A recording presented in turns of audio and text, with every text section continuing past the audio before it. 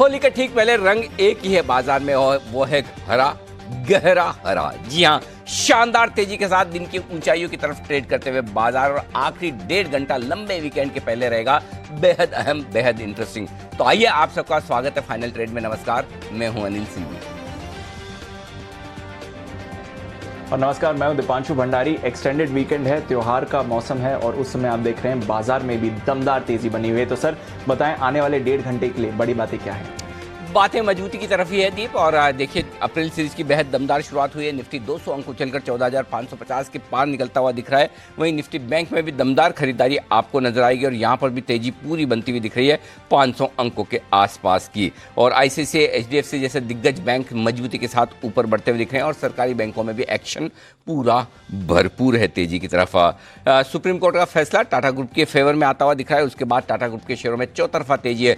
जो स्टॉक आप देखना चाहे टाटा ग्रुप का, हर एक स्टॉक दमदार उछाल के साथ ट्रेड करता हुआ दिख रहा है। सभी सेक्टर इंडेक्स मजबूती के साथ ट्रेड कर रहे हैं, लेकिन मेटल्स इनमें लीड करता हुआ टाटा स्टील के नेतृत्व में। और वहीं एफएमसीजी इंडेक्स में 2 से 3% तक की तेजी आपको दिखेगी। डाउ फ्यूचर्स धीमे धीमे भारतीय बाजारों को देखकर और मजबूत होते हुए दिख रहे हैं और अब 125 अंक मजबूत डाउ फ्यूचर्स आपको दिखेंगे। यूरोप में 1% तक की तेजी है। तो चौतरफा खरीदारी, सब तरफ से अच्छी खबरों की भरमार।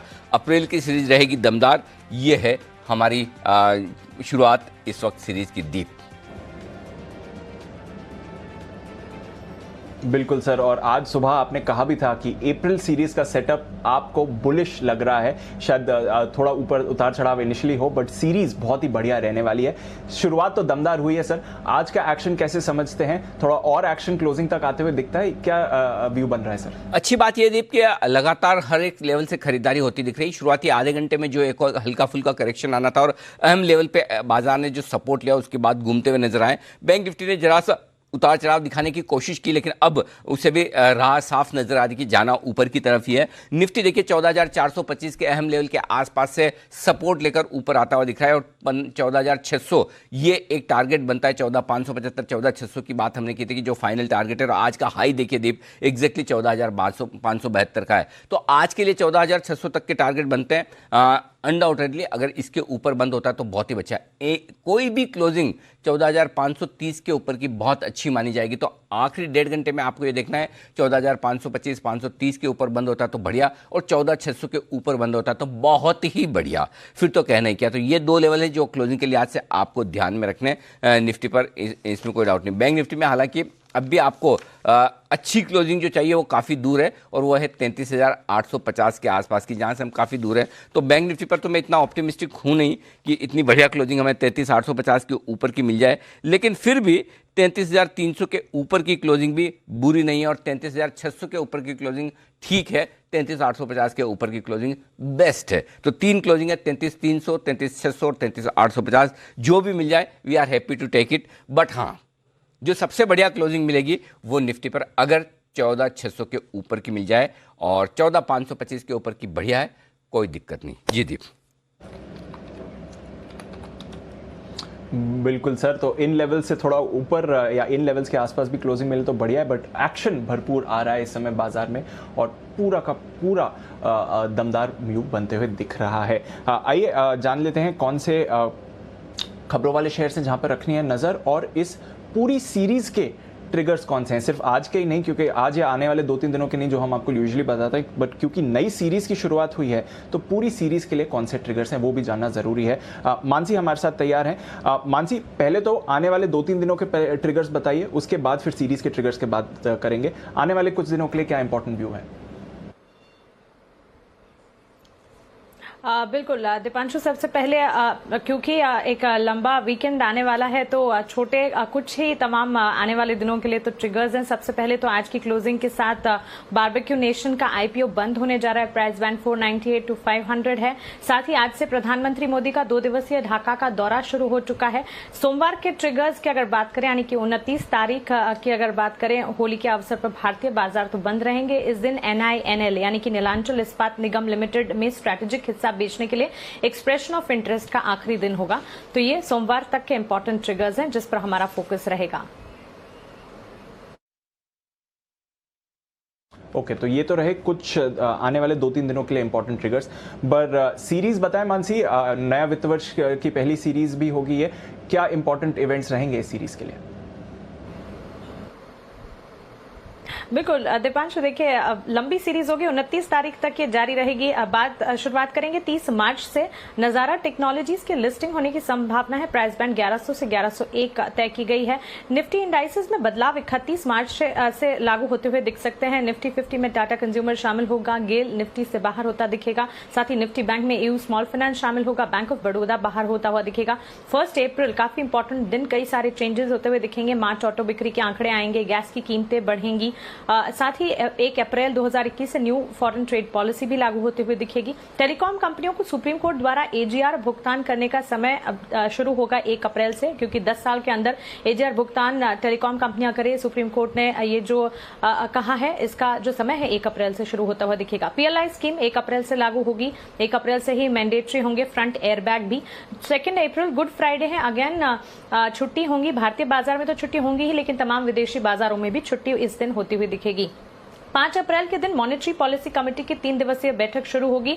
इस दिन अमेरिकी बाजार बंद रहेंगे ईस्टर के मौके पर, और हांगकांग के बाजार में भी पब्लिक हॉलिडे रहेगा। 6 अप्रैल इंडिग्रेड ट्रस्ट 6 से 13 अप्रैल तक राइट इश्यू इसका खुलता हुआ दिखेगा। साथ ही हांगकांग के बाजार 6 अप्रैल को भी बंद रहेंगे ईस्टर के मौके पर।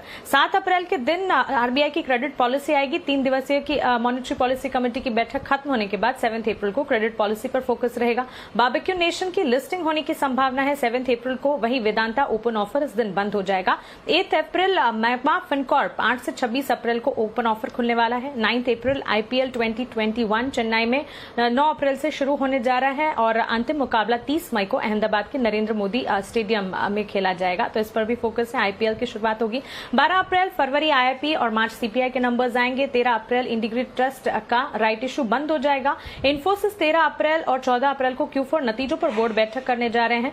14 अप्रैल को मार्च WPI के आंकड़े भी आएंगे। 17 अप्रैल को HDFC बैंक Q4 नतीजों पर बोर्ड बैठक होगी। 26 अप्रैल मैग्मा फिनकॉर्प ओपन ऑफर बंद हो जाएगा। 27 अप्रैल सुप्रीम कोर्ट में अमेजॉन की अपील पर सुनवाई होगी। 28 अप्रैल के दिन फ्यूचर रिटेल रिलायंस डील पर अगली सुनवाई होगी, और अंत में 29 अप्रैल सीरीज का ये आखिरी दिन होगा। ओके, तो ये है वो तमाम इवेंट्स जहां पर आपको रखनी है नजर रखनी है कुछ बेहतरीन कॉल्स पर जो आ रही हैं आपके लिए। बिगुल के साथ करते हैं स्वागत हिमांशु गुप्ता जी का, BTST।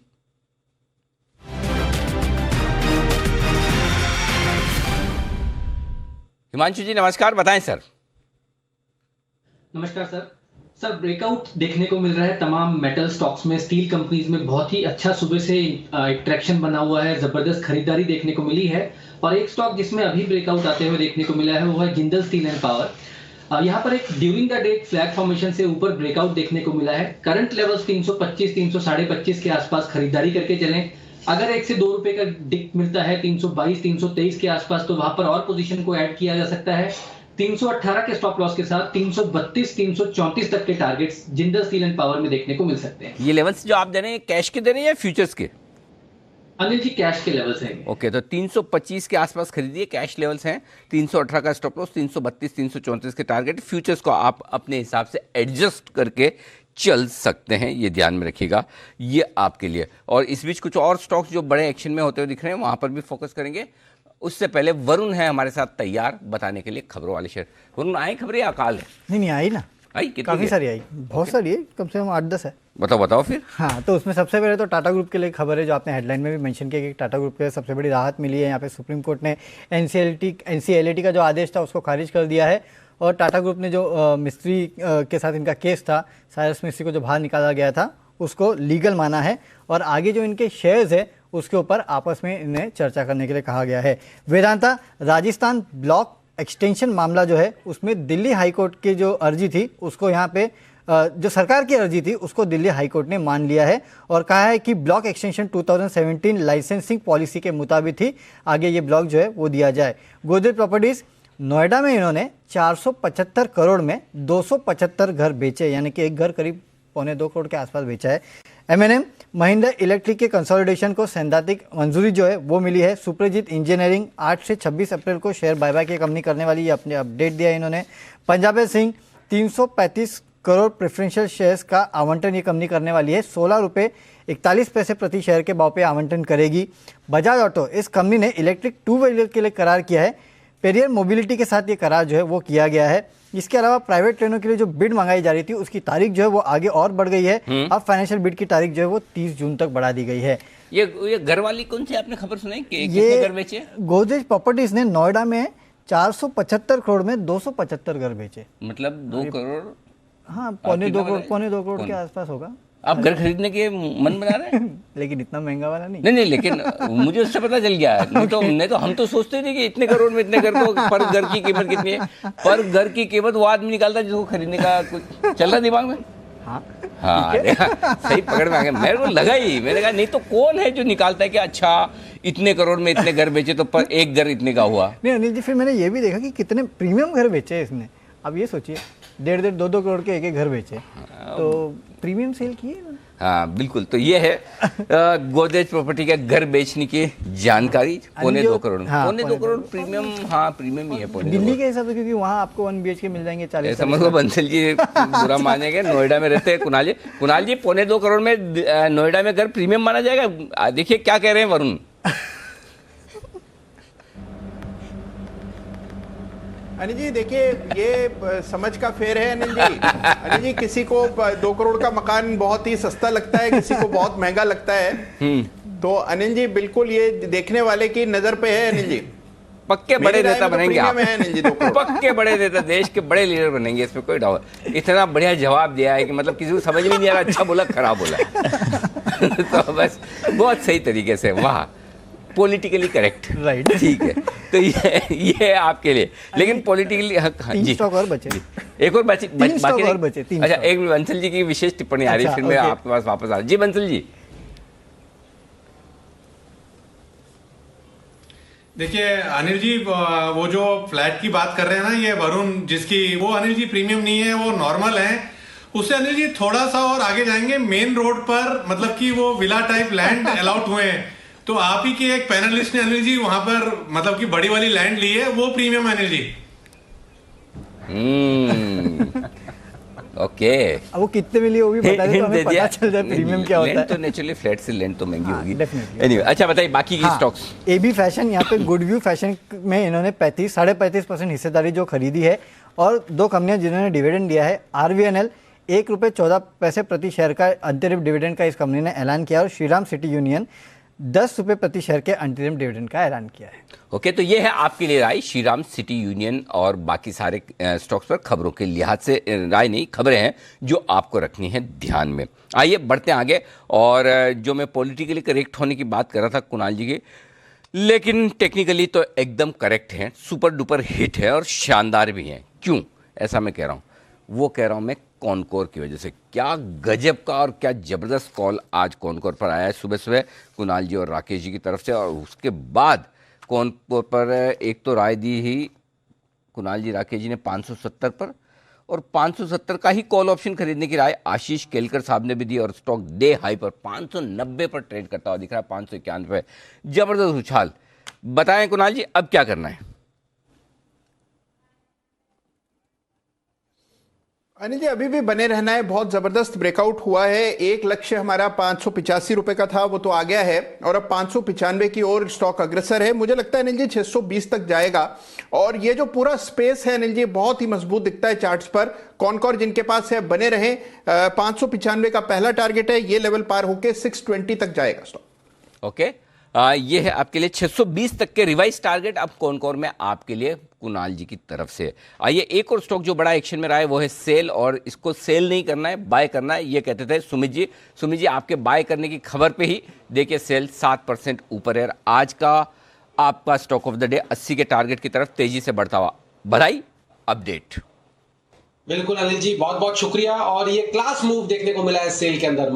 स्टॉक ने इंट्राडे के अंदर 7 से 8% का मूव दिखा दिया। और अभी भी मैं बोल रहा हूं सेल के अंदर इस साल बहुत बढ़िया तेजी देखने को मिलेगी। सेल काउंटर बहुत स्ट्रांग है। इसको अगर आपको ध्यान हो अनिल जी तो 35-38 के लेवल से कंटिन्यूसली हम रेकमेंड कर रहे हैं। तो होल्ड करें, ट्रेलिंग स्टॉप लॉस का यूज करें, ऊपर में 80 का लेवल क्रॉस होने दे और उसके ऊपर क्लोजिंग मिलने दे। फिर देखिए सेल के अंदर और एक अच्छा अपसाइड मोमेंटम बढ़ता हुआ देखने को मिलेगा। 90 से 100 की तरफ ये चल रहा है। 80 के ऊपर क्लोजिंग आते ही बहुत बढ़िया मूव आएगा आने वाले दिनों में सेल के अंदर। ओके, तो बहुत ही अच्छा मूव आ सकता है। ट्रेलिंग स्टॉप लॉस क्या बताया सुमित जी, क्या सजेस्ट करेंगे ट्रेलिंग स्टॉप लॉस सेल के लिए? देखिए, जिन्होंने ट्रेडिंग के लिए लिया है वो लोग बिल्कुल इसके अंदर ट्रेलिंग स्टॉप लॉस लगा सकते हैं। ट्रेलिंग स्टॉप लॉस इसके अंदर लगाए नीचे में 72 रुपए 50 पैसे का, और जो लोग पोजिशनली रखना चाहते हैं वो लोग होल्ड करें। जो कैश में होल्ड कर रहे हैं, ये फ्यूचर वालों के लिए नीचे में सपोर्ट बताया। जो लोग कैश में होल्ड करना चाहते हैं 68 रुपए 68.50 के स्टॉप लॉस से होल्ड करें। 80 के ऊपर क्लोजिंग मिलने पे 90 से 100 के टारगेट होंगे। और जिन्होंने ट्रेडिंग के लिए मोमेंटम प्ले के लिए लिया है वो 72 50 73 का स्टॉप लॉस लगा सकते हैं। ओके, तो पोजिशनली और मोमेंटम दोनों के लिए अलग स्टॉक हैं, पर 80 के ऊपर जाने की तैयारी सेल पर दिख रही है। सुमित जी का भरोसा लगातार इस काउंटर पर रहा ही है और अभी भी आप देखिए तो अच्छा ही एक्शन इसमें बन रहा है। एक और स्टॉक जहां पर थोड़ा एक्शन बन रहा है, हिंडाल्को। हिमांशु जी, इसके बारे में राय दें, क्योंकि जब गिरावट आई थी तो सबसे पहले हिंडाल्को गिरा था। एल्यूमिनियम स्टॉक्स में सबसे पहले गिरावट आई थी। आज बाउंस बैक में पार्टिसिपेट कर रहे हैं। बाकी मेटल स्टॉक्स जितनी तेजी नहीं है, बट फिर भी अच्छा एक्शन हिंडाल्को में बन रहा है। क्या व्यू है इस चार्ट पर? देखिए, एक अच्छी रैली दिखाने के बाद हिंडाल्को में लास्ट वीक हमने थोड़ा सा प्रॉफिट बुकिंग आते हुए देखा, और जैसा कि आपने सही पॉइंट आउट किया कि एल्यूमिनियम से रिलेटेड एक नेगेटिव न्यूज फ्लो आई थी, जिसकी वजह से नेल्को और हिंडाल्को दोनों में ही थोड़ा सेलिंग प्रेशर बनता हुआ नजर आया था। फिलहाल स्टॉक अपने 50 डे मूविंग एवरेज को टेस्ट करने के बाद एक अच्छी रिकवरी पिछले 2 दिनों में दिखा चुका है। मेरा मानना है कि फिलहाल इमीडिएटली यहाँ पर करंट लेवल से ज्यादा अच्छी बड़ी तेजी शायद देखने को ना मिले। 328 330 पर एक अच्छा रेजिस्टेंस, एक हर्डल बना हुआ है, लेकिन गिरावट पर वापस से 318 320 की जोन में स्टॉक में खरीदने की राय रहेगी। स्टॉक का जो पोजिशनल सेटअप है वो बहुत पॉजिटिव है, और मुझे लगता है कि आने वाले हफ्तों में फिर से स्टॉक नए हाईज बनाता हुआ नजर आएगा। ओके, तो ये है आपके लिए हिंडाल्को पार्टिसिपेट कर रहा है। अभी अभी एक अच्छी मूव भी आई है, डेज हाई की तरफ आने की कोशिश हिंडाल्को भी करते हुए इस समय, तो नजर रखिए इस काउंटर पर। यहाँ से भी आपको अच्छी तेजी बनती हुई दिख सकती है। कई और स्टॉक्स हैं जहाँ पर मोमेंटम बनते हुए दिख रहा है। सुबह से हम कह रहे हैं कि जो डायग्नोस्टिक स्टॉक्स हैं वहाँ पर भी नज़र रखने की ज़रूरत है, जिस तरह से मोमेंटम बना हुआ है। और जैन साहब भी हमारे साथ है। जैन साहब, डायग्नोस्टिक स्टॉक्स इस समय अगर खरीदना हो कोई तो कौन सा रेकमेंड करेंगे? मेट्रोपोलिस, थायरोकेयर, डॉक्टर लाल? यार देखिए, ये थीम तो जबरदस्त थी, और मुझे याद आ गया एग्जैक्टली 1 साल पहले इसी थीम पे जबरदस्त काम कर रहे थे, और सिर्फ फार्मा, एफएमसीजी, आईटी और डायग्नोस्टिक सेंटर्स पे बहुत फोकस थे, और वहां से जबरदस्त रिटर्न मिले। डॉक्टर लाल पैथलैब तो देखिए सदाबहार रहेगा ही। ये स्टॉक तो जिस तरीके के फंडामेंटल, जिस तरीके की ग्रोथ है और जिस तरीके की अपॉर्चुनिटीज आने वाले दिनों में और दिख रही है डायग्नोस्टिक्स को लेकर, तो डॉक्टर लाल पैथलैब जिन्होंने ले रखा हो बिल्कुल होल्ड करके रखें। और थायरोकेयर जरूर से मुझे लगता है कि अभी करेक्शन के बाद इन लेवल्स पे देखा जा सकता है, but my first choice is always doctor Lal path lab, और थायरोकेयर को भी खरीद सकते हैं, और ऊपर के लेवल्स पे प्रॉफिट हो तो 20-30% का रिटर्न मिले तो जरूर से निकलिए। और doctor Lal path lab is a long term, don't forget story, मतलब भूलने वाली स्टोरी। बिल्कुल, तो लॉन्ग टर्म स्टोरी है डॉक्टर लाल पैथलैब्स। यहाँ पर नज़र रखिए। रजत सर ने कल एसपीएल मिड कैप्स पर भी इस काउंटर पर बात करी थी, तो नज़र रखिए। डायग्नोस्टिक स्टॉक्स एक बार फिर से बढ़िया एक्शन आपको दिखा रहे हैं, जिस तरह से कोरोना टेस्टिंग भी बढ़ाई जा रही है। आइए, एक स्पेस जहाँ पर कुछ एक्शन बन रहा है, मॉल्स, और स्पेशली मॉल्स की जो इस समय रेंटल पॉलिसी है उसको लेकर कुछ इंटरेस्टिंग डेवलपमेंट है। आशीष हमारे साथ तैयार है। आशीष, बताइए, कोरोना काल से तो रिकवर हुए हैं अब, पर फिर से अब थोड़ी रेस्ट्रिक्शंस आ रही हैं। फिलहाल मॉल्स और जो उनकी रेंटल पॉलिसीज हैं वहां से क्या अपडेट्स आ रहे हैं?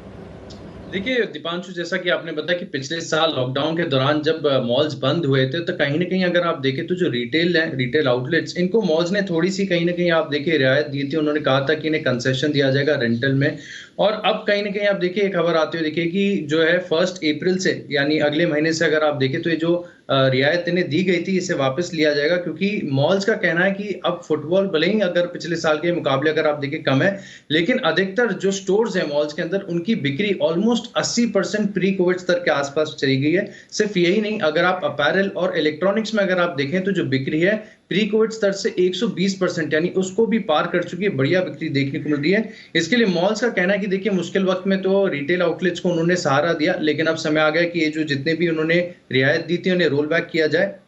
इसका देखिए स्वाभाविक असर देखने को मिलेगा फिनिक्स मिल्स और डीएलएफ लिस्टेड स्पेस में। अगर आप देखें तो 2 ऐसी कंपनीज है जिनके पास काफी सारे मॉल्स हैं। फिनिक्स मिल्स को देखिए 6 बड़े शहरों में 9 बड़े मॉल्स हैं, डीएलएफ के पास भी अगर आप देखें तो नोएडा में एक बड़ा मॉल है जहां पर 900 से ज्यादा ब्रांड्स हैं इनके पास, तो इनकी जो आय है अभी यहाँ पर एक बढ़िया ग्रोथ देखने को मिलेगी, जिसके चलते आपको फोकस में इन कंपनीज को रखना है। इसके अलावा जो रिटेल कंपनीज है जिनके आउटलेट्स मॉल्स में हम देखते हैं, इनका जो रेंटल एक्सपेंडिचर है वो आपको तिमाही से बढ़ते हुए नजर आएगा। एबी फैशन, ट्रेंट हो गया, टीसीएनएस क्लोथिंग, शॉपर स्टॉप, इन स्टॉक्स पर आपको फोकस रखना होगा। लेकिन चुनौती ज्यादा नजर आती है मल्टीप्लेक्सेस के लिए, क्योंकि वहां पर अगर आप देखें तो जो फुटफॉल है अभी भी काफी कम है, और इनफैक्ट जिस तरीके से रिस्ट्रिक्शंस अक्रॉस हम देख रहे हो, कहीं ना कहीं चिंताएं बढ़ती जा रही कि रिस्ट्रिक्शंस और फर्दर इंपोज होंगी।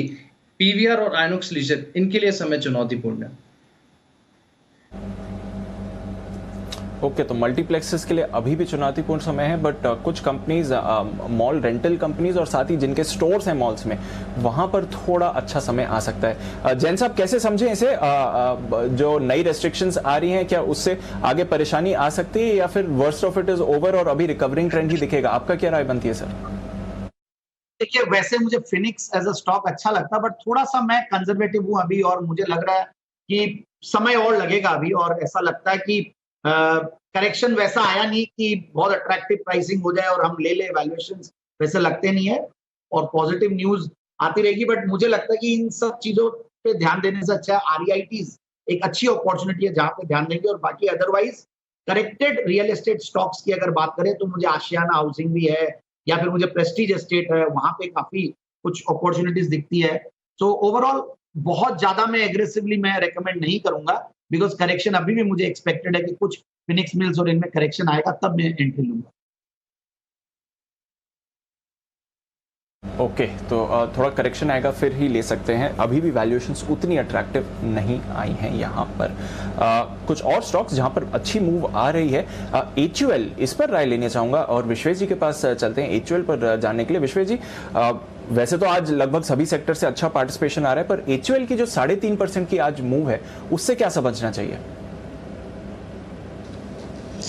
मेरे हिसाब से Deepanshu, it is turning out to be very very volatile, to be very honest. और HUL जैसा स्टॉक जब इतनी बड़ी स्विंग करता है, अगर आप लास्ट वीक देखोगे तो 2200 से ऑलमोस्ट 2350, 2360, और वहाँ से वापस 2230, ये काफ़ी बड़ा स्विंग है मेरे हिसाब से HUL के लिए। तो इन अ वेरी शॉर्टर टर्म मुझे ऐसा लग रहा है कि स्टॉक्स में अपसाइड 2300 और डाउनसाइड 2200, ये रेंज के बीच में वॉलेटाइल कर रहा है। तो फिलहाल अगर FMCG में कुछ प्रेफर करना है तो मेरे हिसाब से ITC is a much better preferred compared to the HUL.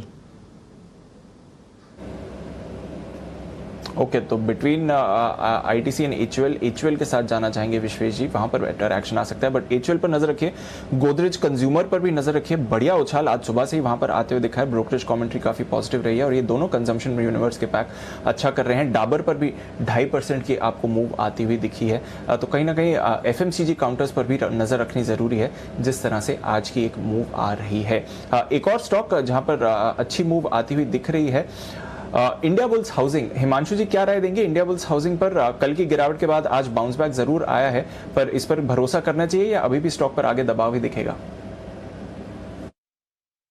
Dipanshu जी, मैं कहूंगा कि अभी थोड़ा सा यहाँ पर वेट किया जा सकता है। हालांकि स्टॉक ने अपने 200 डे मूविंग एवरेज को कल टेस्ट किया है, वहां से एक रिकवरी बनाने की कोशिश की है, लेकिन मेरा ऐसा मानना है कि अभी ये बहुत फ्रेजाइल है जो रिकवरी है, और मुझे लगता है कि कम से कम यहाँ पर 205-207 रुपए के ऊपर का क्लोज जब तक नहीं मिलता, मुझे लगता है कि यहाँ पर थोड़ा सा वेट किया जा सकता है।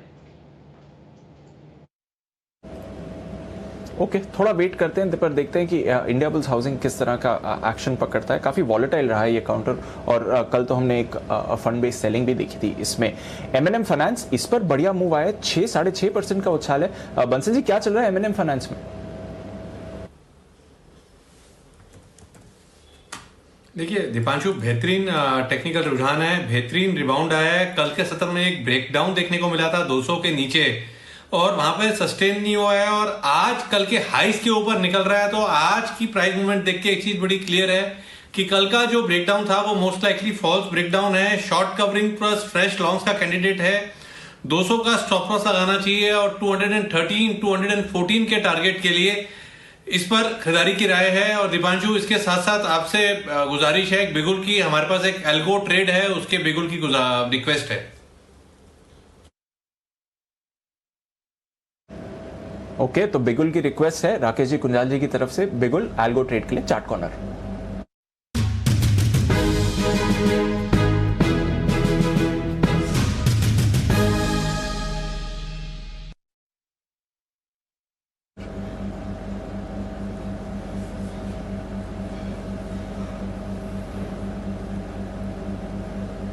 दीपांशु, खरीदारी की राय है हमारी हिंदुस्तान जिंक पर खरीदारी की राय है। टेक्निकली एक पॉजिटिव क्रॉसओवर देखने को मिला है और साथ में अगर हम देखें तो पिछले 3 दिन के हाईज के ऊपर स्टॉक निकला है, पिछले 3 दिन के हाईज के ऊपर निकला है, पॉजिटिव क्रॉसओवर है।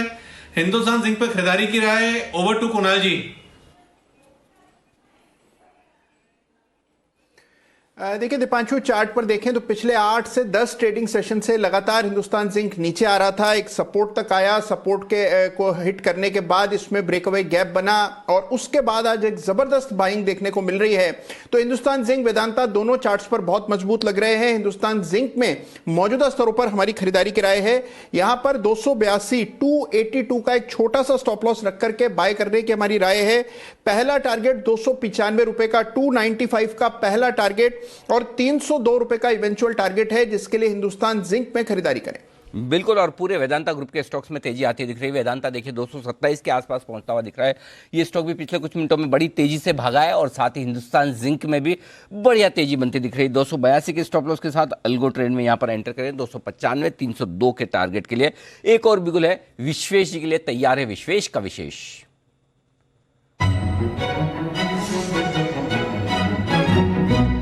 बताएं विश्वेश जी। देखिए अनिल जी, मेरी ओर से जो ट्रेड है वो है टाटा मोटर, लेकिन ट्रेड फ्यूचर्स में नहीं करना है और नेकेड ऑप्शन भी नहीं करना है, ट्रेड है स्ट्रैटेजी के फॉर्म में।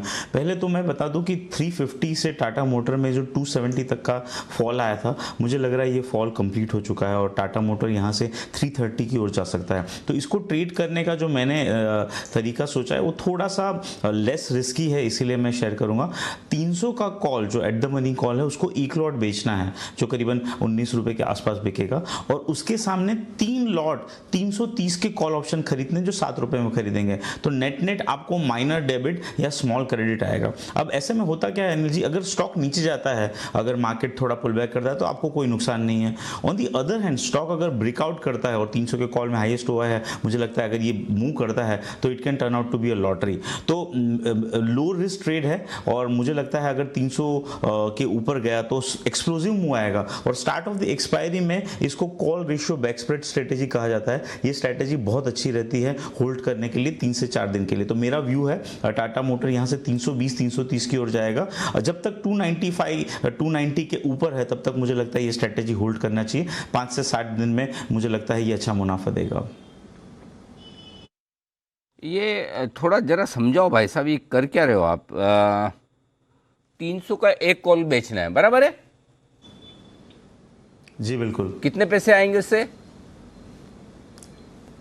18 रुपए से 19 रुपए के बीच में आपको क्रेडिट मिलेगा सर। ठीक है। और 3 कॉल खरीदने हैं 330 वाले 10% ऊपर के, इसके तीनों के मिला के कितने पैसे लगेंगे? जी 7 तारीख 21, मतलब 21 रुपए आपको डेबिट आएगा। हिंदी मीडियम में पढ़े हो आप भी 7 तारीख या गुजराती मीडियम में? गुजराती मीडियम। हाँ बिल्कुल ठीक है। हाँ बराबर। नहीं तो 7 3 21 हो जाता अभी तक तो आपका। तो चलिए 7 21 बराबर है, एकदम परफेक्ट है। तो 21 रुपए इधर से आ गए, 30 रुपए इधर लग गए, आपके बचे 9 रुपए। अच्छा अब ये बताओ, इसे करने का पर्पस क्या है, इससे क्या फायदा होगा? सबसे पहले तो पर्पस ये है अनिल जी, वॉलेटिलिटी लो है, एक्सपायरी जस्ट स्टार्ट हुई है।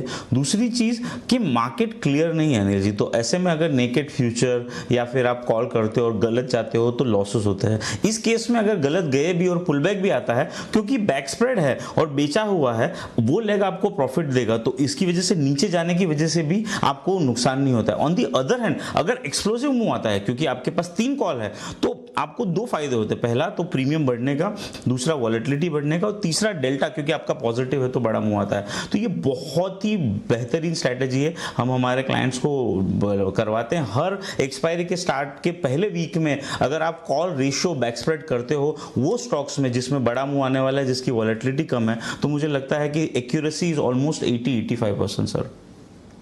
परफेक्ट, ठीक है। तो ये है आपके लिए टाटा मोटर्स में एक अभी इसको क्या बोलते हैं भगवान जाने, एक कॉल खरीदना है, एक कॉल बेचना है, 3 कॉल खरीदना है, ये है राय आपके लिए आती। 330 के 3 कॉल खरीदिए और 300 का एक कॉल बेचे। इसको क्या स्ट्रेटेजी को क्या बोलते हैं सर? इसको कॉल रेशियो बैक स्प्रेड कहते हैं sir. Call ratio back spread, ठीक है, 4 शब्दों को एक साथ याद रखना पड़ेगा। अगर आपको लगता है 4 ज़्यादा 3 करना है तो फिर बैक और स्प्रेड को एक साथ जोड़ लीजिए। कॉल रेशियो, बैक स्प्रेड, ये है आपके लिए स्ट्रेटेजी। विश्वेश जी की तरफ से विशेष स्ट्रेटजी आपके लिए आती हुई दिखे। एक और विशेष मेहमान हमारे साथ जुड़ने की तैयारी में है और वो हैं सेठी साहब, बस आपके सामने तशरीफ लेकर आने वाले हैं। तब तक सुमित जी तैयार है अपने सुपरहिट के साथ।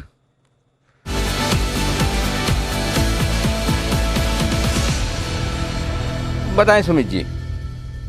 अनिल जी, मेटल स्पेस में मोमेंटम है। सेल के बाद अब जो दूसरा काउंटर मेरे नजर पे आया है, जिस पे अभी तक लोगों की नजर नहीं गई है, वो स्टॉक अब चलना चाहिए। स्टॉक का नाम है नेल्को, नेशनल एल्यूमिनियम। स्टॉक पिछले 7 से 9 दिनों की गिरावट के बाद नेल्को में मोमेंटम स्टार्ट हुआ है। कल का हाई जस्ट अभी ब्रेक हो रहा है, यानी यहां पे रिस्क रिवॉर्ड रेशियो बहुत बढ़िया बैठने वाला है। इसको यहां पे सीएमपी पे खरीदना है। स्टॉक का भाव चल रहा है 53 रुपए 70 पैसे। नेल्को के अंदर मेरे को लग रहा है कि यहां से एक बढ़िया अपसाइड मूव देखने को मिलना चाहिए। सारे मेटल स्टॉक्स बड़े वाले सब चल चुके हैं, छोटे वालों में नेल्को अभी तक चला नहीं है, तो अब ये मूव का शुरुआत कर रहा है और अब ये यहां से एक अच्छा दौड़ लगाने को तैयार है। 57 रुपए इसका पहला टारगेट होगा। 57 का लेवल अगर ब्रेक होता है और क्लोजिंग दे देता है तो इसी मूव के अंदर ये 60 रुपए तक का मूव दिखाएगा। तो मेरे को लग रहा है नेल्को के अंदर यहां पे सीएमपी पे खरीदारी करें। नीचे में 50 रुपए 50 पैसे का स्टॉप लॉस लगाएं 57 से 60 के टारगेट्स के लिए। ऑप्शन के जरिए भी यहां पे ट्रेड लिया जा सकता है, जिसमें 55 वाला कॉल अभी 2 रुपए 60 पैसे पे ट्रेड कर रहा है। नेल्को का 55 का कॉल 2 रुपए 60 पैसे पे ट्रेड कर रहा है। 1 रुपए 75 पैसे का इसके अंदर स्टॉप लॉस लगाएं, यहां पे खरीदारी करें 3.5 से 4 के टारगेट्स के लिए। अगले हफ्ते में मेरे को लग रहा है कि स्टॉक के अंदर एक अच्छा अपसाइड मूव देखने को मिलना चाहिए। को लग रहा है तो हो ही जाएगा बिल्कुल। नेल्को में अगले हफ्ते के लिए करें खरीदारी। 57 और 60 रुपए का टारगेट, 50 रुपए 50 पैसे का स्टॉप लॉस और टारगेट रखे 57 से 60 का। ये राय है सुमित जी की तरफ से। आइए बढ़ते हैं आगे और वक्त है सेठी साहब से मुलाकात करने का और सदाबहार सेठी साहब की शॉर्ट टर्म पिक्स।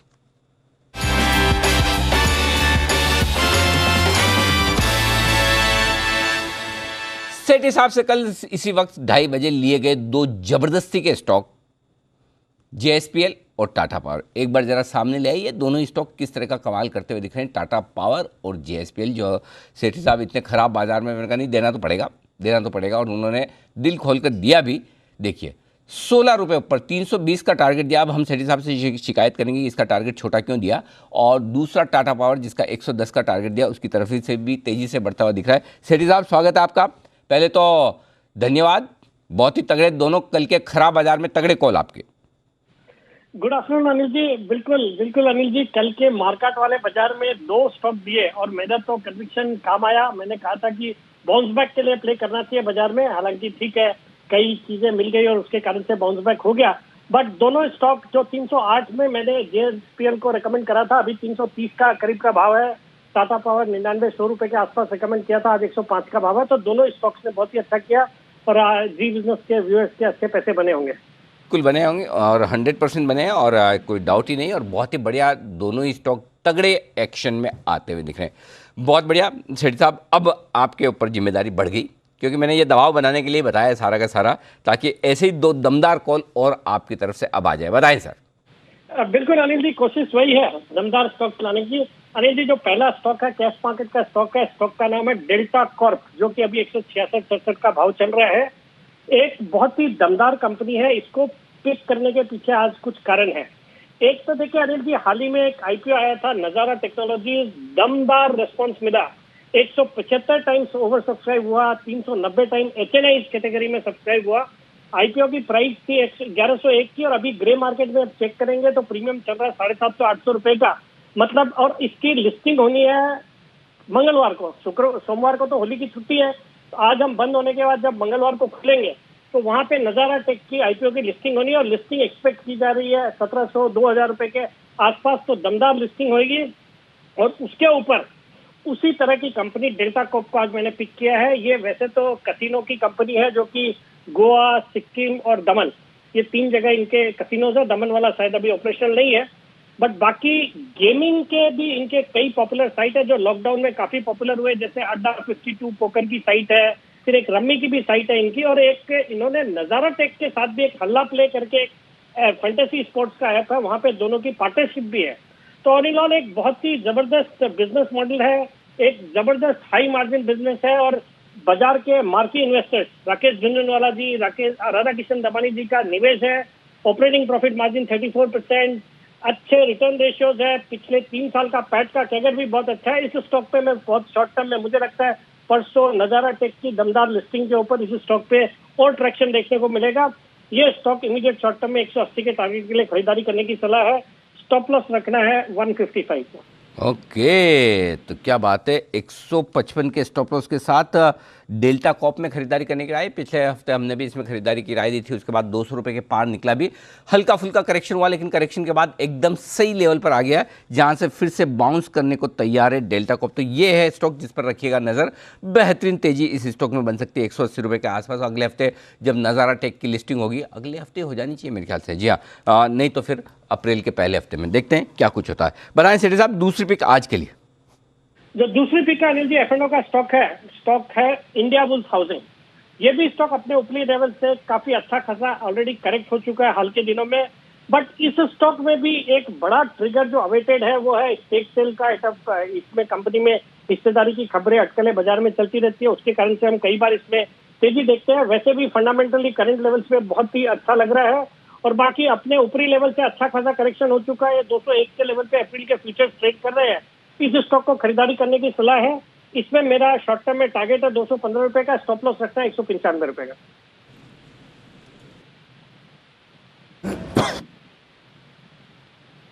ओके, तो 195 का स्टॉप लॉस, 215 का टारगेट। इंडिया बुल्स हाउसिंग 200 के कल नीचे गया था, वहां से बढ़िया रिबाउंड, और डेल्टा कॉप यहां पर खरीदारी करें। बहुत बहुत शुक्रिया सेठी साहब हमारे साथ जुड़ने के लिए और अपनी राय देने के लिए। कल भी जो सेठी साहब ने कुछ बढ़िया रिकमेंडेशन दी थी, वहां से देखिए अच्छे गेन्स आपको आज दिख रहे हैं। पर बाजार पर क्या व्यू बनाना है, आइए चलते हैं अनिल जी के पास मार्केट स्ट्रैटेजी के लिए।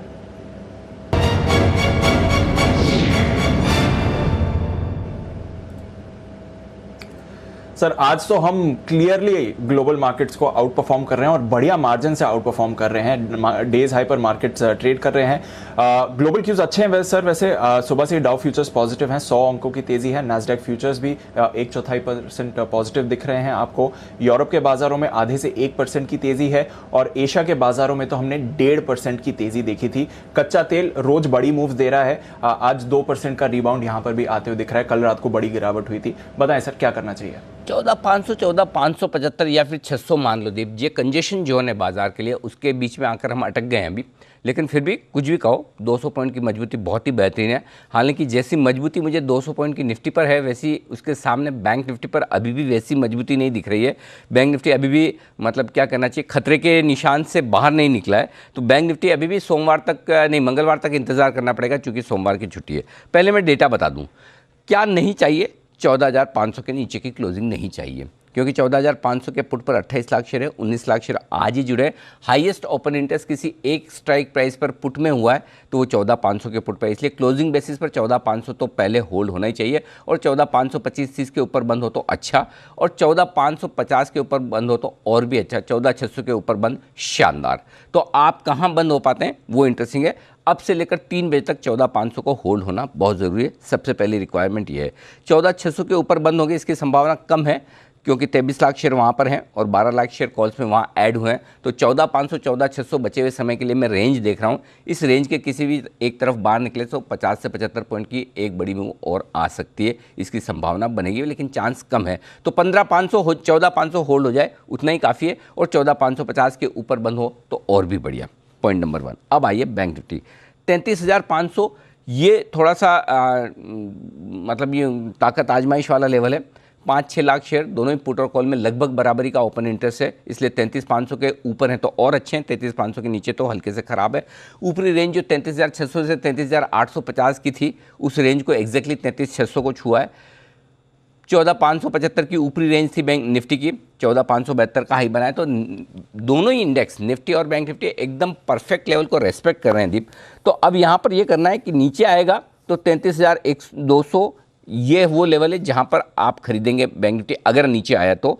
नहीं तो 33,500 के ऊपर बंद होने दीजिए। तो बैंक निफ्टी में ट्रेड करने का कॉन्फिडेंस कम है, कुछ नहीं करेंगे। निफ्टी का देखते हैं। 14,500 मेरी नज़र इसी लेवल पर है। तो फ्रेश कोई ट्रेड करने की राय अभी नहीं है, करेंगे तो 3:20 पर क्या लेवल होते हैं उस हिसाब से, क्योंकि 3 दिन की छुट्टी है, लंबा वीकेंड है ग्लोबल मार्केट ऊपर नीचे बहुत है, स्वेज नहर में जहाज भी आपका अटका हुआ पड़ा है। अच्छा, उसका क्या सिचुएशन है, निकला कि नहीं निकला है, उस पर भी नज़र रखनी पड़ेगी। तो बहुत सारे ट्रिगर हैं दीप, तो आराम से होली होली एंजॉय कीजिए। नहीं तो क्या, होली के दिन भी है ना लोग मतलब वो अपना मोबाइल रखेंगे प्लास्टिक की थैली में, बार बार निकाल के सोमवार को देखेंगे डाउ का क्या हाल है, एशिया कैसे ट्रेड कर रहा है, SGX निफ्टी क्या है। आराम से होली खेलो, जाने दो मोबाइल को घर पे छोड़ के। तो इसलिए ज़्यादा पोजीशन रहेगी तो लंबा वीकेंड एंजॉय नहीं कर पाएंगे, इसलिए आराम से हल्के होके जाइए।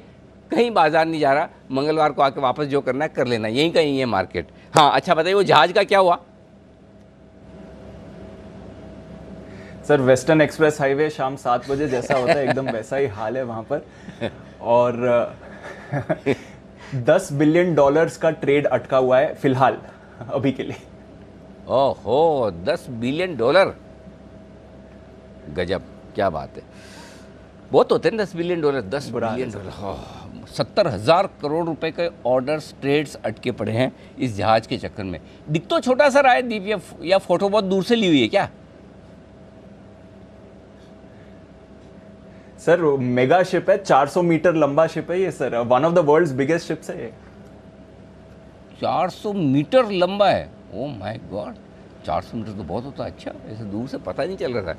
इसके पास वाली जो वो फोटो दिखे जिसमें लोग खड़े नीचे, वो एकदम छोटे छोटे दिख रहे, तब समझ में आया कि साइज़ क्या है इसकी। हाँ, ये नज़दीक वाली देखो, ऐसे छोटे छोटे से दिख रहे हैं लोग, इसका मतलब वाकई में काफ़ी बड़ा है। 400 मीटर लंबा तो बहुत हो जाता है। तो ये है आपके लिए एवर गिवन, ये है जहाज जो फंसा हुआ है। उम्मीद करते हैं निकलेगा, आज नहीं तो कल, बार तो आएगा ही आएगा।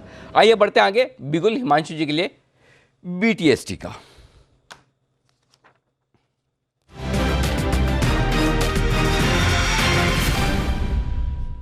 बताएं हिमांशु जी। अनिल जी, 2 कैश स्टॉक्स हैं, काफी देर बाद मेरा नंबर आया।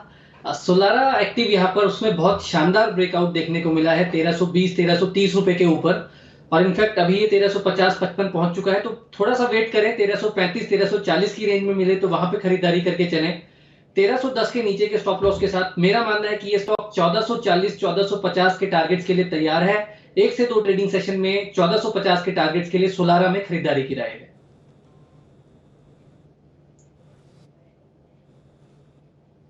दूसरा भी तो बताओ फिर आप। दूसरा स्टॉक है JSW एनर्जी।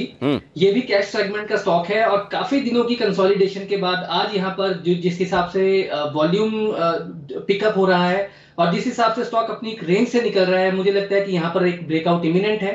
करंट लेवल्स 8780, 8790 पर खरीदारी की राय है। 85 रुपए के स्टॉप लॉस के साथ 94 रुपए तक के टारगेट्स के लिए JSW एनर्जी में खरीदने की राय है। Sir as a disclaimer, JSW energy हमने अपने क्लाइंट्स को भी यहाँ पर खरीदारी की सलाह दी है। जहाँ पर खरीदारी करने के लिए कैश मार्केट के 2 स्टॉक यहाँ पर आपके लिए खरीदारी के तौर पर आते हुए दिख रहे हैं हिमांशु जी की तरफ से। 1335-40 में खरीदना है सोलारा एक्टिव फार्मा, थोड़ा नीचे आ जाए तब, अभी नहीं। 1310 का स्टॉप लॉस लगाइएगा तब। 1440-1450 का टारगेट। 87 रुपये के आसपास खरीदना है आपको JSW एनर्जी। 85 रुपये का स्टॉप लॉस और 94 रुपये के टारगेट के लिए ये खरीदारी करने की राय है। ओके, ये है आपके इस वक्त। आइए सीमेंट स्टॉक्स, ये है एक्शन में और रहेंगे भी, क्योंकि सीमेंट कंपनियां फिर से दाम बढ़ाने की तैयारी में है। कहाँ दाम बढ़ रहे हैं, किस इलाके में बढ़ रहे हैं, कितने बढ़ रहे हैं, सारी डिटेल्स मानसी के पास है। मानसी बताइए। बिल्कुल, गुड आफ्टरनून अनिल सर। देखिए, मार्च की शुरुआत में सीमेंट के दाम बढ़े थे, मार्च के अंत तक पहुंचते पहुंचते एक डिप भी देखने को मिला, लेकिन ताज़ा जो आंकड़े हैं वो ये हैं कि अप्रैल के पहले हफ्ते में दाम फिर से बढ़ सकते हैं। अप्रैल के पहले हफ्ते में सीमेंट के दाम 20 से 25 रुपए प्रति बोरी बढ़ने का अनुमान लगाया जा रहा है। ट्रेड और साथ ही नॉन ट्रेड सेगमेंट में फरवरी के मुकाबले मार्च में प्रदर्शन जो है काफी बेहतर रहा था, और साथ ही आगे चलकर भी जो प्रदर्शन है अप्रैल में बेहतर रहने की ही उम्मीद है। सीमेंट की नॉन ट्रेड सेगमेंट कीमतों में 5.8% का उछाल मंथ ऑन मंथ बेसिस पर हमने देखा है। साथ ही ट्रेड सेगमेंट कीमतों में 3.6% का उछाल मार्च के महीने में देखा जा चुका है। अब अगर अप्रैल के ट्रेंड या पहले हफ्ते में कितना उछाल दिखेगा इसको समझे। पूर्वी भारत में 20 रुपए प्रति बोरी की बढ़त का अनुमान फर्स्ट वीक ऑफ अप्रैल में लगाया जा रहा है। वहीं दक्षिण भारत में 20 से 25 रुपए प्रति बोरी भी सीमेंट की कीमतें अप्रैल के पहले हफ्ते में बढ़ सकती हैं। पिछले महीने यानी कि मार्च के ट्रेंड की बात करें, उत्तर भारत में 3.6% प्राइस में बढ़त दिखी। मध्य भारत में 4.4%, पूर्वी भारत में 8.7%, दक्षिण में 1.4% और पश्चिम भारत में 4.1%, पैन इंडिया 4.3% की बढ़त देखने को मिली। तो मार्च में भी फरवरी के मुकाबले बढ़त का ट्रेंड जारी रहा, जो कि आगे भी अप्रैल में कायम रहेगा। बिल्कुल, तो सीमेंट शेयर्स पर रखनी है नज़र, जिस तरह से एक्शन यहाँ पर आपको बनते हुए दिख रहा है। और आज सुबह मुझे याद है सीमेंट शेयर्स की बात हमारे एक्सपर्ट्स भी कर रहे थे। सिद्धार्थ जी एक पिक भी देकर गए थे सुपर सेट में, बिरला कॉप उनको पसंद आ रही थी। कल भी हमने देखा जेके लक्ष्मी सीमेंट पर राय आई थी सिद्धार्थ जी की SPL मिड कैप्स में। जैन साहब, सीमेंट फिर से प्राइस बढ़ाने का व्यू बना रही हैं कंपनीज, और नया वित्त वर्ष शुरू हो रहा है तो नए बजट्स भी आएंगे, तो और वहाँ से भी अनुमान है कि कुछ ज़्यादा कंस्ट्रक्शन प्रोजेक्ट्स स्पीड अप हो सकते हैं। कैसे देखना चाहिए इस समय सीमेंट शेयर्स को सर? बिल्कुल, बहुत बेहतरीन सेक्टर है, यहाँ तो कोई इश्यू है ही नहीं है। इंफ्रा का एक बहुत बढ़िया सरोगेट प्ले भी है। और फिर मैं तो हमेशा से इतने सारे स्टॉक्स रेकमेंड किए हूँ सीमेंट में। The list is actually endless and बहुत जबरदस्त फंडामेंटल चेंजेस आए हैं पिछले 2-3 क्वार्टर्स में। और रिसेंटली जेके लक्ष्मी मुझे बहुत बढ़िया लगने लगा, हेडलबर्ग मैंने रेकमेंड किया ही है, फिर अंजनी पोर्टलैंड अभी रिसेंटली लास्ट वीक में इनफैक्ट बहुत सारे मौके मिले थे, कुछ स्पेशल शोज भी थे, उस दौरान भी बहुत सीमेंट स्टॉक्स को रेकमेंड किया है। सो इवन अभी स्टार्ट सीमेंट है, अच्छा खासा करेक्शन हो चुका है, तो वहां पे ध्यान देना चाहिए। एक सबसे बड़ा पॉइंट जो मुझे लग रहा है वो ये है कि नॉन ट्रेड जो इनकी सेल्स थी, नॉन ट्रेड सेल्स में और ट्रेड सेल्स में दोनों में गैप हुआ करता था। अब वो नॉन ट्रेड वाला गैप जो वो कम हो रहा है, क्योंकि इनको जब नॉन ट्रेड कस्टमर्स को देते हैं तो वहां पे कुछ डिस्काउंट पे बल्क में देना पड़ता है, बट वहां पे प्राइस इंक्रीमेंट भी आ रही है, तो जो रियलाइजेशन जो बेटर हो रहे हैं, तो उसकी वजह से भी इनकी प्रॉफिटेबिलिटी और बढ़ेगी। सो आई एम वेरी बुलिश। मुझे लगता है कि बिल्कुल यहाँ पे निवेशित रहना चाहिए, और जहां पे भी करेक्शन आए बिल्कुल एंट्री और लेनी चाहिए। ओके, तो जहां पर भी करेक्शन आए एंट्री लेनी चाहिए, और सीमेंट स्टॉक्स पर रखिए नज़र। बिरला कॉप मेरे को याद है सिद्धार्थ जी ने आज सुबह रेकमेंड किया था 880 के लेवल्स के आसपास, वहां से देखिए अच्छा एक्शन इस काउंटर पर बनते हुए दिखा है। जेके लक्ष्मी सीमेंट, कल इसके बारे में बात कर रहे थे, और कई सारे मिड कैप सीमेंट स्टॉक्स हमारे बाकी एक्सपर्ट्स ने भी कहा है नज़र रखिए इस स्पेस पर। लगातार हम देखते हैं दमदार एक्शन बनते होते हुए दिख सकता है। पर आइए एक दमदार कॉल के साथ तैयार हैं विश्वेश जी, बिगुल विश्वेश के विशेष।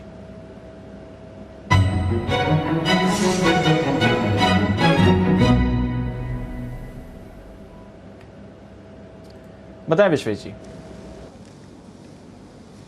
थोड़ा सा अगेंस्ट द मार्केट व्यू है। मुझे ऐसा लग रहा है कि शायद ग्लोबल मार्केट और वॉलेटाइल हो सकता है, और यहाँ पे हमारे यहाँ जो IT स्टॉक्स है उनमें कहीं ना कहीं कुछ ऐसे संकेत हैं जो मुझे लगता है शायद नीचे जा सकते हैं। तो इन्फोसिस में हमने ये वीक में एक पैटर्न देखा था जिसे डबल टॉप कहते हैं, और उसके बाद में अभी लास्ट 2 दिन में कंपेरेटिव टू मार्केट वो ज़्यादा उठ नहीं पाया। तो मुझे लगता है इन्फोसिस में बिकवाली करनी चाहिए, क्योंकि Infosys is a very very good risk reward. और IT स्टॉक्स मुझे लगता है नीचे जाएंगे। TCS में भी वीकनेस है, आज माइंट्री में भी देखी गई थी, तो मुझे लगता है इन्फोसिस की वीकनेस हो सकती है। तो यहाँ पे इन्फोसिस का 1300 रुपये का पुट ऑप्शन खरीदना है जो 28 रुपये के आसपास मिल रहा है। 20 रुपये का छोटा सा स्टॉप लॉस रखे, और मुझे लगता है यहाँ पे 38, 45 और 50 ये 3 टारगेट के लिए इन्फोसिस का पुट ऑप्शन खरीदने की राय होगी मेरी ओर से। ओके, तो इन्फोसिस पुट ऑप्शन खरीदना है, ये राय आ रही है। आई थिंक कल जय ने भी इन्फोसिस पर बिकवाली की राय दी थी अप्रैल फ्यूचर्स के लिए, नज़र रखिए। जी बिल्कुल, जय ने भी पुट कर खरीदारी की राय दी थी। 1320 का पुट जय ने भी खरीदवाया था अप्रैल सीरीज़ का, और विश्वेश जी कह रहे हैं कि 1300 का पुट आप खरीद कर चलें। इस समय इन्फोसिस यहाँ से कमज़ोरी आपको दिखा सकता है। तो IT स्टॉक्स नज़र रखिए, नतीजों का सीजन शुरू होने वाला है, और सबसे पहले IT stocks Infosys TCS focus में आएंगे। थोड़ा वीकनेस आपको उससे पहले आती हुई दिख सकती है। बाजार में भी थोड़ा ऊपरी स्तरों पर हल्के होते हुए दिख रहे हैं, स्पेशली बैंक्स पर उतना मोमेंटम इस समय नहीं आते हुए दिखा है आपको। कुछ स्टॉक्स पर हल्का सा दबाव इस समय देखने को मिल रहा है, पर ढेरों और स्टॉक्स है जहां पर अच्छा एक्शन बन रहा है, और एक एक करके FMCG डिफेंसिव्स थोड़ा एक्शन में आ रहे हैं। अभी नेस्ले पर भी एक मूव आते हुए दिखा है। HUL पर तो मूवमेंट है ही, डाबर भी अच्छा मूव कर रहा है, नेस्ले पर खरीदारी आ रही है। हिमांशु जी, कैसे देखना चाहिए नेस्ले को?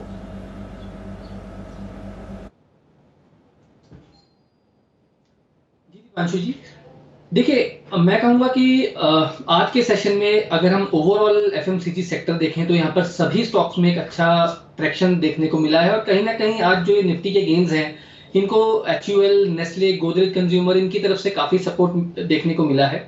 पर्टिकुलरली अगर मैं नेस्ले की बात करता हूं दीपांशु जी, तो यहाँ पर 16,100 16,200 के लेवल्स पर एक अच्छा बेस बनाने के बाद स्टॉक निचले लेवल से एक अच्छी रिकवरी दिखा रहा है।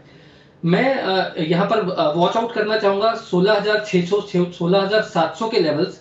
स्टॉक अगर एक बार उनके ऊपर निकलना शुरू करता है तो मुझे लगता है कि 17,200 17,100 तक की दौड़ यहाँ पर नेस्ले में देखने को मिल सकती है। सेटअप काफी पॉजिटिव है और अगर किसी के पास ऑलरेडी यहाँ पर तेजी की पोजीशन है तो 16,400 के स्टॉप लॉस के साथ पोजीशन में बने रहने की सलाह रहेगी। ओके, तो नेस्ले पर रखिए नज़र। थोड़ी मूव इस काउंटर पर आपको आती हुई दिख रही है। थोड़ा डिफेंसिव्स में भी एक्शन है। आईटी में शायद उतना एक्शन नहीं आ रहा है, बट अगर आप फार्मा पर भी नज़र डालें, यहाँ पर भी आपको मूवमेंट आते हुए दिख रहा है और साथ ही एफएमसीजी पर नज़र डालें तो यहाँ पर भी थोड़ा एक्शन आ रहा है। बंसल जी, औरोबिंदो पर नज़र डालें, इस पर भी अभी अभी एक मूव आई है 860 के लेवल्स पर। औरोबिंदो पर क्या राय बनती है सर?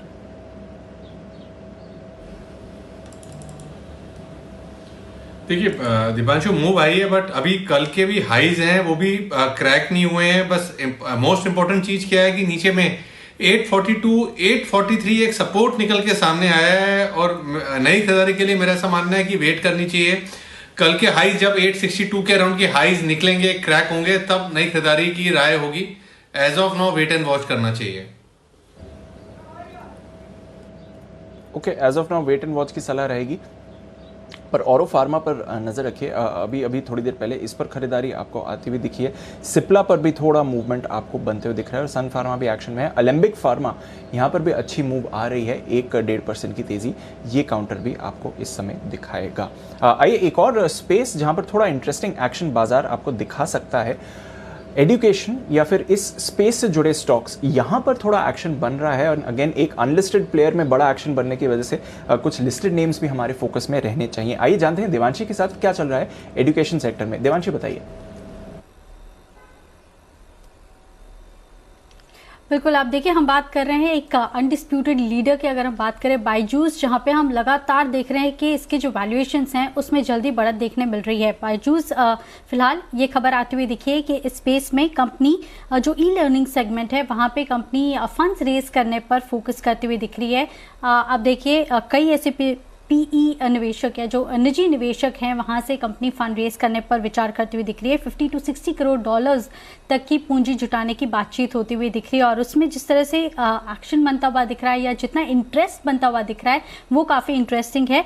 आप वैल्यूएशंस देखिए इस कंपनी के, अगस्त में हमने देखे थे करीब 1050 करोड़ डॉलर्स के वैल्यूएशंस मिलते हुए दिखे थे, वहां पे फंड रेजिंग की थी। इसके अलावा अगर आप दिसंबर में देखें तो हमने देखा था 1200 करोड़ तक के वैल्यूएशन मिल रहे थे और अब ये बात हो रही है कि ये जो 50 to 60 करोड़ डॉलर्स रेज करेगी कंपनी वो 1400 to 1500 करोड़ डॉलर्स पर रेज कर सकती है। ये वैल्यूएशन फिलहाल कंपनी को मिलते हुए दिख रहे हैं और तेजी से बढ़त देखने मिल रही है इसकी आय में भी। और Baring partners, B capital, Malaysia के सॉवरेन वेल्थ फंड, ये सारे पी फंड्स हैं जो कि यहाँ पे इंटरेस्ट लेते हुए दिख रहे हैं। साथ ही आप देखिए क्यों जुटा रही है ये कंपनी, आकाश एजुकेशनल सर्विसेज में कंपनी अधिग्रहण कर रही है और इसी के चलते कंपनी को ये पूंजी चाहिए, इसमें इस्तेमाल करती हुई दिखेगी। टॉपर करके भी एक क्लासेस है जहाँ पे कंपनी का अधिग्रहण में फोकस है, इस पर भी बातचीत जारी है, तो इसके चलते भी कंपनी को कैश चाहिए होगा। लेकिन जिस तेजी से वैल्यूएशंस बढ़ते हुए दिख रहे हैं, जिस तेजी से इसके रेवेन्यूज बढ़ते हुए दिख रहे हैं, हम ये मान के चल रहे हैं कि ये पूरे स्पेस की जो री रेटिंग है वो होती हुई दिख सकती है। जो सबसे क्लोजेस्ट प्लेयर हम देखते हैं वो एक तो करियर पॉइंट है और NIIT लिमिटेड, यहाँ पे भी हम देख सकते हैं कि थोड़े से गेन्स होते हुए दिख सकते हैं अगर रेवेन्यूज या जो नंबर्स हैं आने वाली तिमाही में थोड़े से स्ट्रांग रहें तो। ओके, तो मार्केट लीडर अनलिस्टेड स्पेस से, पर वो काफ़ी ज़्यादा एक्शन दिखा रहा है जिसकी वजह से कुछ लिस्टेड नामों में भी आपको एक्शन बनते हुए दिख सकता है। जैन साहब कैसे देखना चाहिए? छोटी स्पेस है, उतने ज़्यादा विकल्प नहीं है, बट जिस तरह से बायजूस अपनी रीच बढ़ा रहा है, वैल्यूएशन बढ़ा रहा है, क्या लिस्टेड प्लेयर्स पर भी इसका इम्पैक्ट आते हुए दिखेगा? नहीं, आता तो है, देखिए पॉजिटिवली आता है, इसमें कोई दो राय नहीं है। देखिए आकाश और करियर पॉइंट ये लोग सब कॉम्पिटिटर ही है वैसे तो सर्टेनली वहां पे भी बेनिफिट मिलता है, पर करियर पॉइंट को मैंने वैसे बहुत रेकमेंड में नहीं करता इस स्टॉक को। अगर एजुकेशन स्पेस में जाते तो मैं सबसे पहले तो NIIT बहुत नीचे के लेवल से रेकमेंड करते हैं और अभी भी जिस तरीके के इंप्रूवमेंट एंड फंडामेंटल्स है बहुत बढ़िया लगता है। बट यहाँ पे ये भी एक तरीके से कैपिटल इंटेंसिव प्रोजेक्ट्स हो गए, इनको जो यूनिवर्सिटीज और ये सब बनाते हैं तो रेवेन्यूज थोड़ा लेट आते हैं, जेस्टेशन पीरियड थोड़ा हायर होता है। बट ये क्लासेस वाले बिजनेसेस में ठीक है, कुछ अलग टाइप का बिजनेस है। सो मेरे हिसाब से NIIT is a good option. और दूसरा एक मैंने नवनीत एडुकेशन, जो कि एडुकेशन का एक सरोगेट प्ले मान लीजिए, और मुझे लगता है कि बहुत बढ़िया एक स्टॉक है जहां पे बहुत बढ़िया करेक्शन भी मिला हुआ है और बहुत कंसोलिडेशन हुआ हुआ, और मैंने जैन साहब के जेम्स में भी दिया। तो ये 2 स्टॉक्स पे दे ध्यान। बाकी बहुत ज्यादा मैं अट्रैक्टिव कोई भी इस स्पेस में वैसे स्टॉक्स नहीं लगते। और बायजूस ने खरीदी है। बायजूस में यहाँ पर जो हिस्सेदारी बिकी उसके वैल्यूशंस काफ़ी तगड़े आते हुए दिखे। तो लेकिन वही है दीप कि वो तो ऑनलाइन है, ये बाकी सारे वाले इतने ऑनलाइन वाले मामले हैं नहीं, तो पता नहीं इसमें जितने वैल्यूशन आए बाकी कंपनियों पर क्या असर पड़ेगा। लेकिन वहाँ पर तो वैल्यूशन बहुत ही ज़बरदस्त आते हुए दिख रहे हैं। तो ये आपके लिए एक इंटरेस्टिंग रिसर्च आपके लिए आती हुई दिख रही है। फिर से यहाँ पर कैपिटल रेजिंग प्लान्स आपके लिए सामने आते हुए दिख रहे हैं। बाजार अब सुस्त हो गए आखिरी 1 घंटे में, मतलब वो छुट्टी वाले माहौल में आते हुए दिख रहे हैं। और अच्छा, बाजार छुट्टी वाले माहौल में वो तो ठीक है, सबसे ज़्यादा छुट्टी वाले माहौल में कौन है देखो मैं बताता हूँ आपको, ज़रा एक बार सबको दिखा दो स्क्रीन पे तो उससे पता चल जाएगा। सबसे ज़्यादा छुट्टी वाले माहौल में है, अच्छा वागले साहब कहाँ हैं, आए नहीं क्या वागले साहब? ओ वागले साहब तो ऑलरेडी छुट्टी में, मैं कब से मैंने कहा वागले साहब की आवाज़ नहीं आ रही, वागले साहब छुट्टी वाले माहौल में।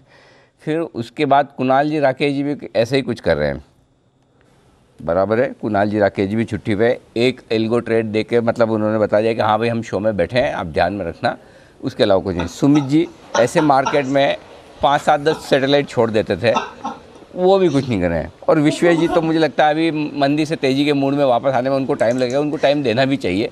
तो ये भी उनके लिए तो समझ में आता है कि अभी 2 दिन पहले तक इतनी भयंकर वाली मंदी में थी, हुई भी, ऐसा नहीं कि नहीं हुई। तो अब इन्हें चार्ज करने की ज़रूरत है, और चार्ज करने के लिए 3:30 बजे आ रही है आपके लिए मस्ती की पाठशाला। तो आप सब लोग तैयार है? सुमित जी रेडी है? अनिल जी एकदम रेडी है और वेट कर रहे हैं, क्योंकि ये मस्ती की पाठशाला में आपने कहा था कि 3-4 बार जवाब चेंज करने पड़ेंगे, तो वैसा ही करना पड़ा। अच्छा, ये जैन साहब उठ के अपना बस्ता लेने चले गए, देखिए बस्ता लेके आ गए जैन साहब अपना पाठशाला में आने के लिए। जैन साहब, अरे जैन साहब आज वो जेम्बो के बजाय ये चंग है क्या आपके हाथ में, क्या है जरा दिखाइए। भंग और चंग का मिश्रण होता है होली सर। क्या बात है। तो जैन साहब पूरे मूड में है, पैनल पूरे मूड में है, और 3:30 बजे बस मस्ती की पाठशाला होने की तैयारी में। और मस्ती की पाठशाला में होगा ये कि हमारे एक्सपर्ट किसके साथ होली खेलना चाहते हैं, अपनी पसंद से उन्हें एक मौका दिया जाए कि आप होली खेलो, तो आप किसके साथ खेलेंगे। और दूसरा सवाल ये है कि कोई और एक्सपर्ट किसके साथ किस तरह से होली खेले, ये भी आपको बताना है। तो दोनों तरह के जो जवाब आएंगे बेहद इंटरेस्टिंग होंगे, और उसी में से निकलेगी कुछ बेहतरीन मस्ती। तो मस्ती की पाठशाला मिस मत कीजिएगा, बस थोड़ी देर में आने की तैयारी में है। और हमारे सारे व्यूअर्स भी ट्वीट कर करके बोल रहे हैं हम भी तैयार हैं। और मैं हमारे दर्शकों से भी ये निवेदन करूंगा कि आप भी बताइए आप किसके साथ होली खेलना चाहते हैं, किस तरह से खेलना चाहते हैं, जरा ट्वीट कीजिए, पता तो चले। आप में से कुछ इंटरेस्टिंग ट्वीट में उठा के फिर बात भी करूंगा, तो हमारे दर्शकों की तरफ से भी ट्वीट आने दीजिए, जरा पता चले कि कौन किसके साथ होली खेलना चाहता है, किस तरीके से खेलना चाहता है, या आप क्या चाहते हैं आपके साथ कौन कैसे होली खेले। अपने आप को भी थोड़ी देर के लिए एक्सपर्ट मान लीजिए, कोई टेंशन नहीं है, होली में सब बराबर है, कोई बड़ा नहीं कोई छोटा नहीं, कलर लगने के बाद सब एक जैसे बराबर ही खूबसूरत दिखते हैं, पता तो है ही आपको, वहाँ पर फिर कोई फ़र्क होता नहीं। तो मस्ती की पाठशाला 3:30 बजे आपके लिए आने की तैयारी में है। इस बीच बाजार टिका हुआ है 14,500 के ऊपर निफ्टी पर, और बैंक निफ्टी पर 33,300 के आसपास के लेवल है आपके लिए। आइए बढ़ते आगे, कुछ और स्टॉक्स जहां पर भरपूर एक्शन है उस पर डालते हैं नज़र। डेल्टा कॉर्प बात करते करते मजबूत होता दिख रहा है। अभी अभी सेठी साहब ने यहाँ पर खरीदारी करने की राय दी थी, 7% की तेजी के साथ तेज उछाल से ऊपर आता हुआ दिख रहा है। एक बार जरा फिर से राय ले ली जाए। हिमांशु जी जरा डेल्टा कॉर्प के चार्ट्स देखिए। जी सर, ये स्टॉक ऐसा है कि ये सभी के रडार पर है। जिस हिसाब से इसने आउट परफॉर्मेंस पिछले कुछ महीनों में दिखाई है, इस करेक्शन के बाद काफी अट्रैक्टिव लेवल्स पर स्टॉक आ गया है। अपने जो short to medium term support zone है उनको टेस्ट किया कल, और आज एक अच्छी रिकवरी यहाँ पर देखने को मिली है। मुझे लगता है बिल्कुल यहाँ पर खरीदारी करके चलते रहना चाहिए। एक बहुत अच्छा पहलू सेठी साहब जी ने समझाया कि जिस हिसाब से इससे रिलेटेड कंपनी एक लिस्ट होने वाली है, उसके चलते शायद उसका बेनिफिट इसको मिले। और प्योरली अगर टेक्निकल सेटअप की मैं बात करता हूं तो मेरा ऐसा मानना है कि 178 रुपए तक के टारगेट्स आज या मंडे तक के सेशन में स्टॉक में देखने को मिल सकते हैं। और 178 रुपए के टारगेट के ऊपर अगर ये सेटल होता है सर स्टॉक, तो फिर से वापस से ये आने वाले कुछ हफ्तों में नए हाइज की तरफ चलना शुरू हो सकता है। तो काफी पॉजिटिव सेटअप है, मुझे लगता है कि ये पोर्टफोलियो में रखने लायक स्टॉक है। ओके, तो ये है आपके लिए पोर्टफोलियो में रखने लायक स्टॉक और ये एक्शन आगे बढ़ता हुआ दिखेगा और आता हुआ भी आगे बढ़े नजर आएगा। लेकिन फिलहाल डेल्टा कॉर्प डे हाई पर 8% की तगड़ी मजबूती के साथ ट्रेड करता हुआ दिखेगा। एक और स्टॉक है जो बढ़िया मजबूती के साथ ट्रेड कर रहा है, वो है पराग मिल्क। 7% मजबूत है। कुणाल जी, इसके चार्ट पर आपको राय देनी है, पराग मिल्क्स।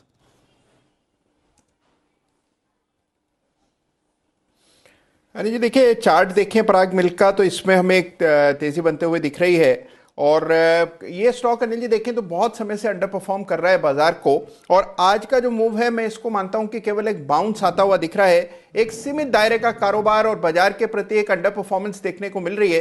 तो मैं बहुत ज्यादा एक्साइटेड नहीं हूं आज के मूव को देखकर। मुझे लगता है और बहुत बेहतर विकल्प है, उनकी तरफ ध्यान दें।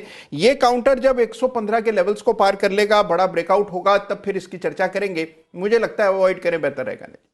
में क्या ये सीजनल राइज आई है पराग मिल्क के स्टॉक में? जिस पदार्थ का आप अभी नाम ले रहे थे, चंग के साथ भंग, उसका रॉ मटेरियल पराग मिल्क प्रोवाइड करता है, यानी कि दूध। इसी वजह से रजी आ रही है कि आज कि भाई होली के दिन, जैन साहब, होली के दिन बड़े दूध की डिमांड बढ़ जाएगी, इस चक्कर में बढ़ रहा है।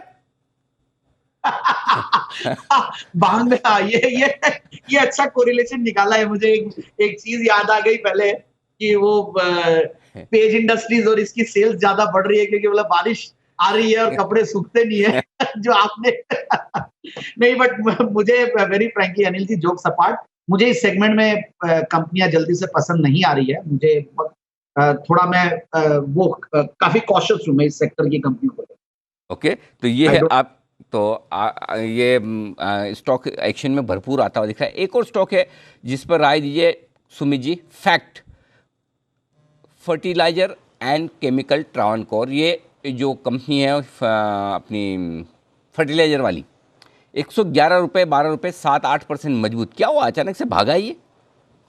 अनिल जी देखिए, फैक्ट में एक फैक्ट तो ये है कि ये स्टॉक हम नीचे में 60 रुपए या 55 रुपए के लेवल से रेकमेंड कर रहे हैं और स्टॉक में एक बढ़िया तेजी और ऑलमोस्ट डबल का मूव देखने को मिला है। अब फर्टिलाइजर स्टॉक का जहां तक सवाल है, most of the fertiliser stocks में एक अच्छी तेजी देखने को मिल रही है और फैक्ट में ऐसा लगता है कि अभी मूव और देखने को मिलेगा। अब आज कोई न्यूज आई या नहीं आई ये अभी मुझे नहीं पता, लेकिन चार्ट्स के ऊपर स्टॉक अच्छा दिख रहा है। 115 का लेवल तोड़ता है क्लोजिंग बेसिस पे, तो फैक्ट में फिर ऊपर में 125 से 130 रुपए तक का मूव देखने को मिलेगा। तो फैक्ट में अभी और तेजी देखने को मिलेगी। पोजीशंस होल्ड करके चले। ओके, पोजीशन होल्ड करके चले। लेकिन इस बीच ढेर सारे हमारे दर्शक हैं, सारे अपनी अपनी होली की ख्वाहिशें हमें ट्वीट कर करके भेजें।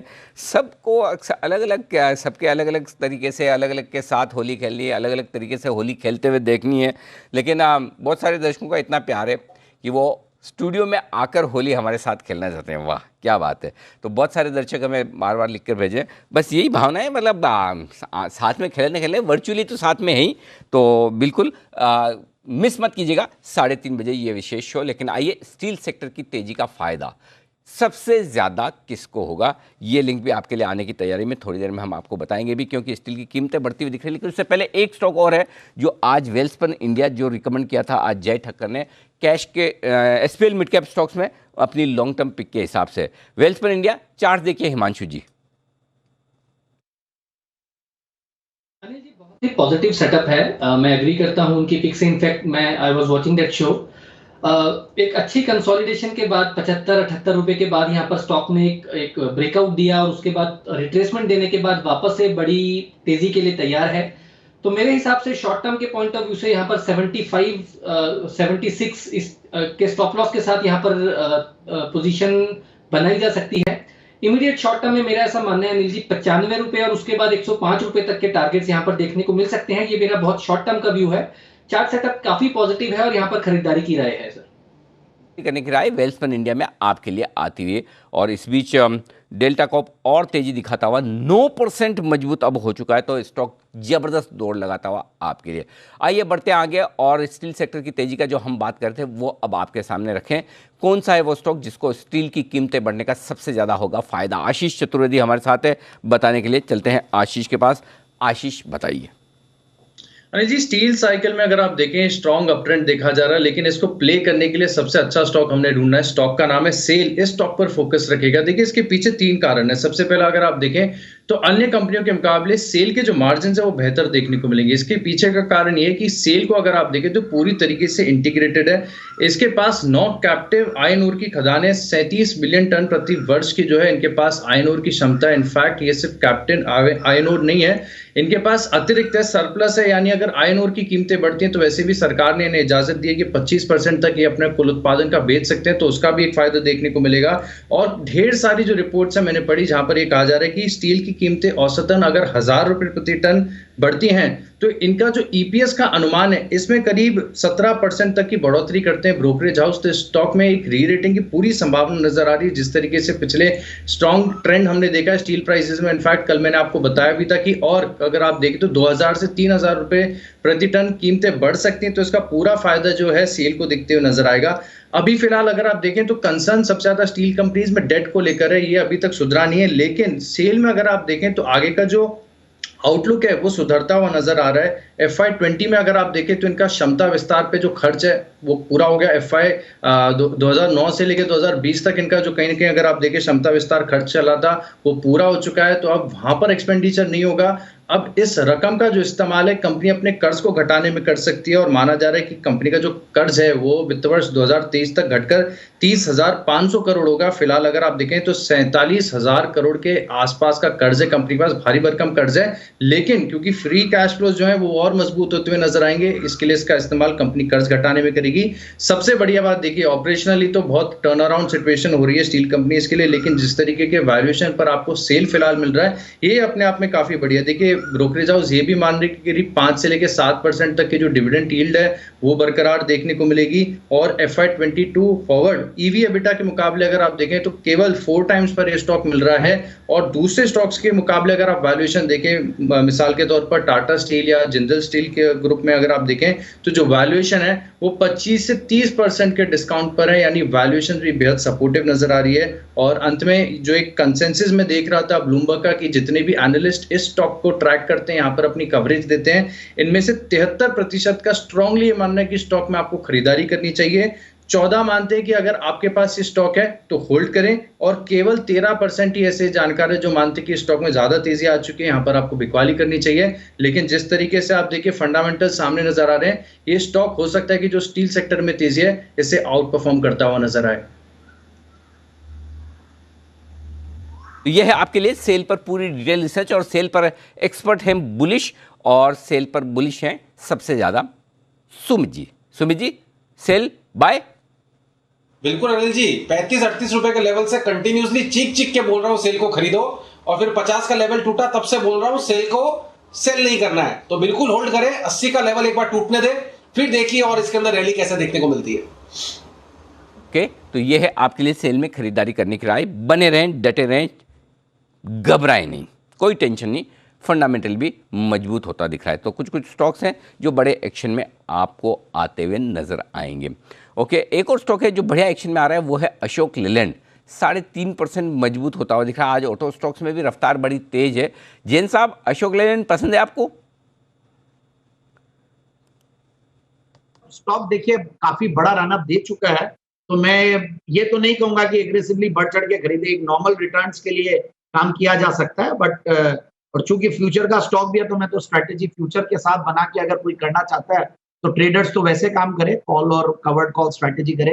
बट अदरवाइज जो इन्वेस्टर्स है ईवी और ये सब का बेनिफिट को देखते हुए लगता है कि लॉन्ग टर्म के लिए ये स्टॉक ठीक है, बट डिक्लाइंस पहले मुझे लगता है थोड़ा सा और करेक्शन आने दीजिए, क्योंकि जो भी था ये बड़ा मूव देने के बाद एक बहुत बड़ा कोई एक्साइटमेंट मुझे कोई दिखता नहीं है, but yes it's a good hold. Okay, hold करें, ये है आपके लिए। बाकी तो आपके ये जेम्स वेम्स में तो ये वाले स्टॉक क्वालिफाई नहीं होते होंगे ना जैन साहब?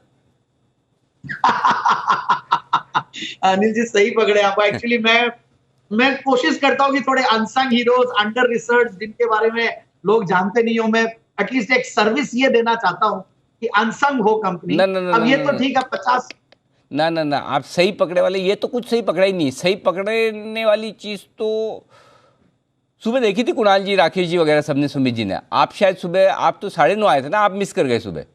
आपने नहीं देखा सही चलो आपको दिखा देते हैं। विश्वेश जी आप थे सुबह, आप भी नहीं थे ना? चलिए, विश्वेश जी भी नहीं थे और जैन साहब भी नहीं थे, तो होली के विशेष मौके पर हमारी टीम ने आपके लिए क्या तैयार किया, आपको कब कब कहाँ पकड़ा है जरा देखिए। वागले साहब, कुणाल जी, बंसल जी, सिमी जी, जैन साहब, सुमित जी, किरण जी, विश्व जी, सिद्धार्थ जी, सेठी साहब। पावर पैक पैनल हमारे साथ है। आज तो एकदम आप रेड हॉट, क्या बात है, जबरदस्त जच रहे हैं एकदम। जैन साहब ऐसे ही जाने माने जोहरी नहीं है, कभी भी कोई भी जेब में हाथ डाले 2, 5, 10 हीरे तो निकल ही आते हैं इनके, मतलब सब तरफ ऐसे पड़े रहते हैं, 4-5 इस पॉकेट में, 4-5 इस पॉकेट में। किरण जी आप फिर से म्यूट। सॉरी सर कब है होली, कब है होली? आप क्या खरीदेंगे? Good morning. नाम में ही है ले, तो वो स्टॉक को लेना है और स्टॉक का नाम है नेस्ले।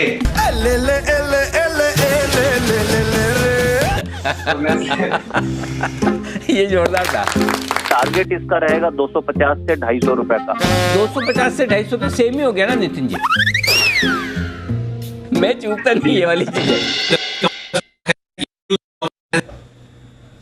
अरे वाह, चलने तो थोड़ी देर, भले आवाज नहीं आ रही बंसल जी की, लेकिन सुन के बड़ा मजा आया। इंटरेस्टिंग। लेकिन कुणाल जी मजा तो आपको भी आया होगा, राइट? मुझे लगा बंसल जी शायद कोई खेल खेल रहे हैं। आज बोल दिया सो बोल दिया, अगली बार मत बोलना। मस्ती मजाक ना करें, ऐसा बड़ा डल बोर सा शो होगा, मजा नहीं आएगा। काफी अच्छा लगता है, एनर्जेटिक लगता है आपकी कमेंट्री सुन के। इसका मतलब ये बिल्कुल भी मत समझिएगा कि मैं आपकी खिंचाई करना छोड़ दूंगा। अनिल जी आज भी आपने मुझसे सवाल नहीं पूछा, तो ये देखिए समय का सदुपयोग। जितना छूट आपने हमारे को दे रखी है और जो हम जिस तरह से बोल पाते हैं।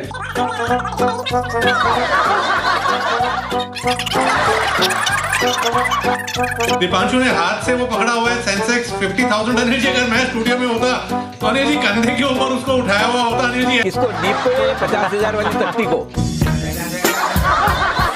मैं तो ऐसे मौकों के इंतजार में रहता हूँ कहाँ से मिले। जो हमारी जो बॉन्डिंग है, जो हमारा प्यार है, वो इसीलिए है कि भाई चले, हाँ दिल से हम सब साथ में।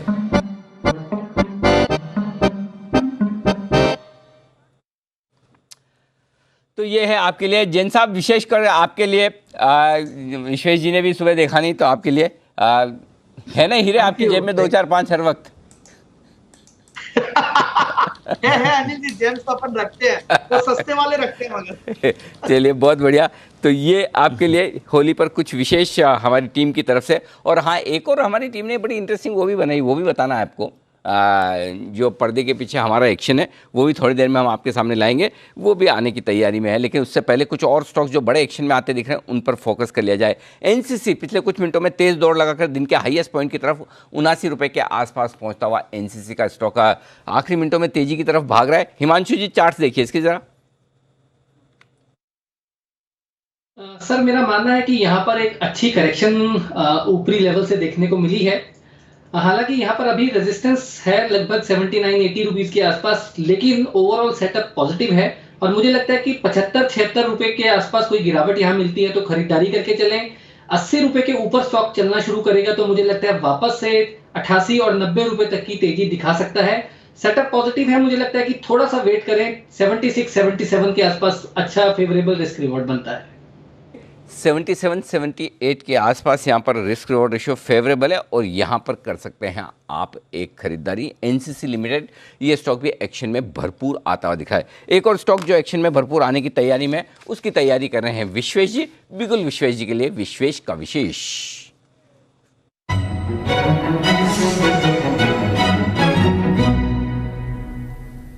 बताएं विश्वेश जी क्या चुना है आपने? अनिल जी मुझे लगता है ये मार्केट का जो बाउंस बैक है वो सस्टेन नहीं होगा और जो स्टॉक वीक है उनको बेचना चाहिए। जो एक वीक एक मिनट पहले बताओ क्यों नहीं होगा? अनिल जी देखिए, आज बैंक निफ्टी का पुल बैक जो है वो 33,500 भी नहीं निकाल पा रहा है और निफ्टी भी 14,500 के आसपास स्ट्रगल कर रहा है। और दूसरी चीज आप ये समझिए अनिल जी, लॉन्ग वीकेंड है, जम के राइटिंग हो रही है ऑप्शंस में। 14,500 मतलब फ्यूचर का जो 100 रुपए का प्रीमियम है, अगर मैं आज कॉल राइटर हूँ, फ्यूचर की प्राइसिंग से मैं ऑप्शन को प्राइस कर रहा हूँ तो मेरे हिसाब से कॉल महंगे, ह्यूज ओआई बिल्टअप हो रहा है। तो मुझे नहीं लग रहा है कि मार्केट में वो स्ट्रेंथ है। 14,750-800 नहीं निकलेगा तब तक मुझे लगता है कि 13,600 के लेवल निफ्टी में आ सकते हैं। तो बहुत ज़्यादा ऑप्टिमिस्टिक स्टैंस नहीं है नियर टर्म में मेरा। तो बेचना है अनिल जी आइशर मोटर, बहुत ही beautiful copy book, flag pattern टूटा है, फ्लैग पैटर्न मतलब गिरने के बाद साइडवेज हुआ बेरिश फ्लैग और फिर आज ब्रेकडाउन हो रहा है, और जिस हिसाब से ब्रेकडाउन हो रहा है लार्ज हेड एंड शोल्डर के राइट शोल्डर पे बना है। मुझे लगता है कि कोई नेगेटिव न्यूज़ फ्लो यहाँ पे एक्सपेक्टेड होना चाहिए अगेंस्ट द ट्रेंड। पूरा सेक्टर ऑटो अच्छा कर रहा है, एक अकेला मात्र आइशर मोटर नहीं चल रहा। कैश में इसने कल का लो तोड़ दिया जबकि फ्यूचर में अभी भी नहीं टूटा है। दैट सेज द फ्यूचर में प्रीमियम पे सेलिंग हो रही है। तो मुझे लगता है आइशर मोटर में सेलिंग करनी चाहिए यहाँ पे करंट लेवल पे। बहुत बड़ा स्टॉप लॉस नहीं है, मुझे लगता है यहाँ पे अनिल जी कैश के हिसाब से 2605 के आसपास का स्टॉप लॉस रखिए। 2450 और 2400 के लिए आपको शॉर्ट करना है। हमने last to last week Bajaj Auto same तरह से 3900 में शॉर्ट दिया था 3400 के टारगेट के टाइप। मुझे लगता है ये ऑटोज को अंडर परफॉर्म करेगा आइशर मोटर, तो यहाँ पे बिकवाली की राय है। ओके, तो बिकवाली की राय है। 2 बेरिश कॉल्स आती हुई दिख रही हैं विश्वेश जी की तरफ से। अभी थोड़ी देर पहले इन्फोसिस का पुट खरीदवाया था और अब आइशर पर बिकवाली की राय है। इन्फोसिस का पुट कल खरीदवाया था जय ठक्कर ने भी। आइए जय का अब स्वागत करते हैं और जानते हैं उनका कैश का ऑप्शन क्या है।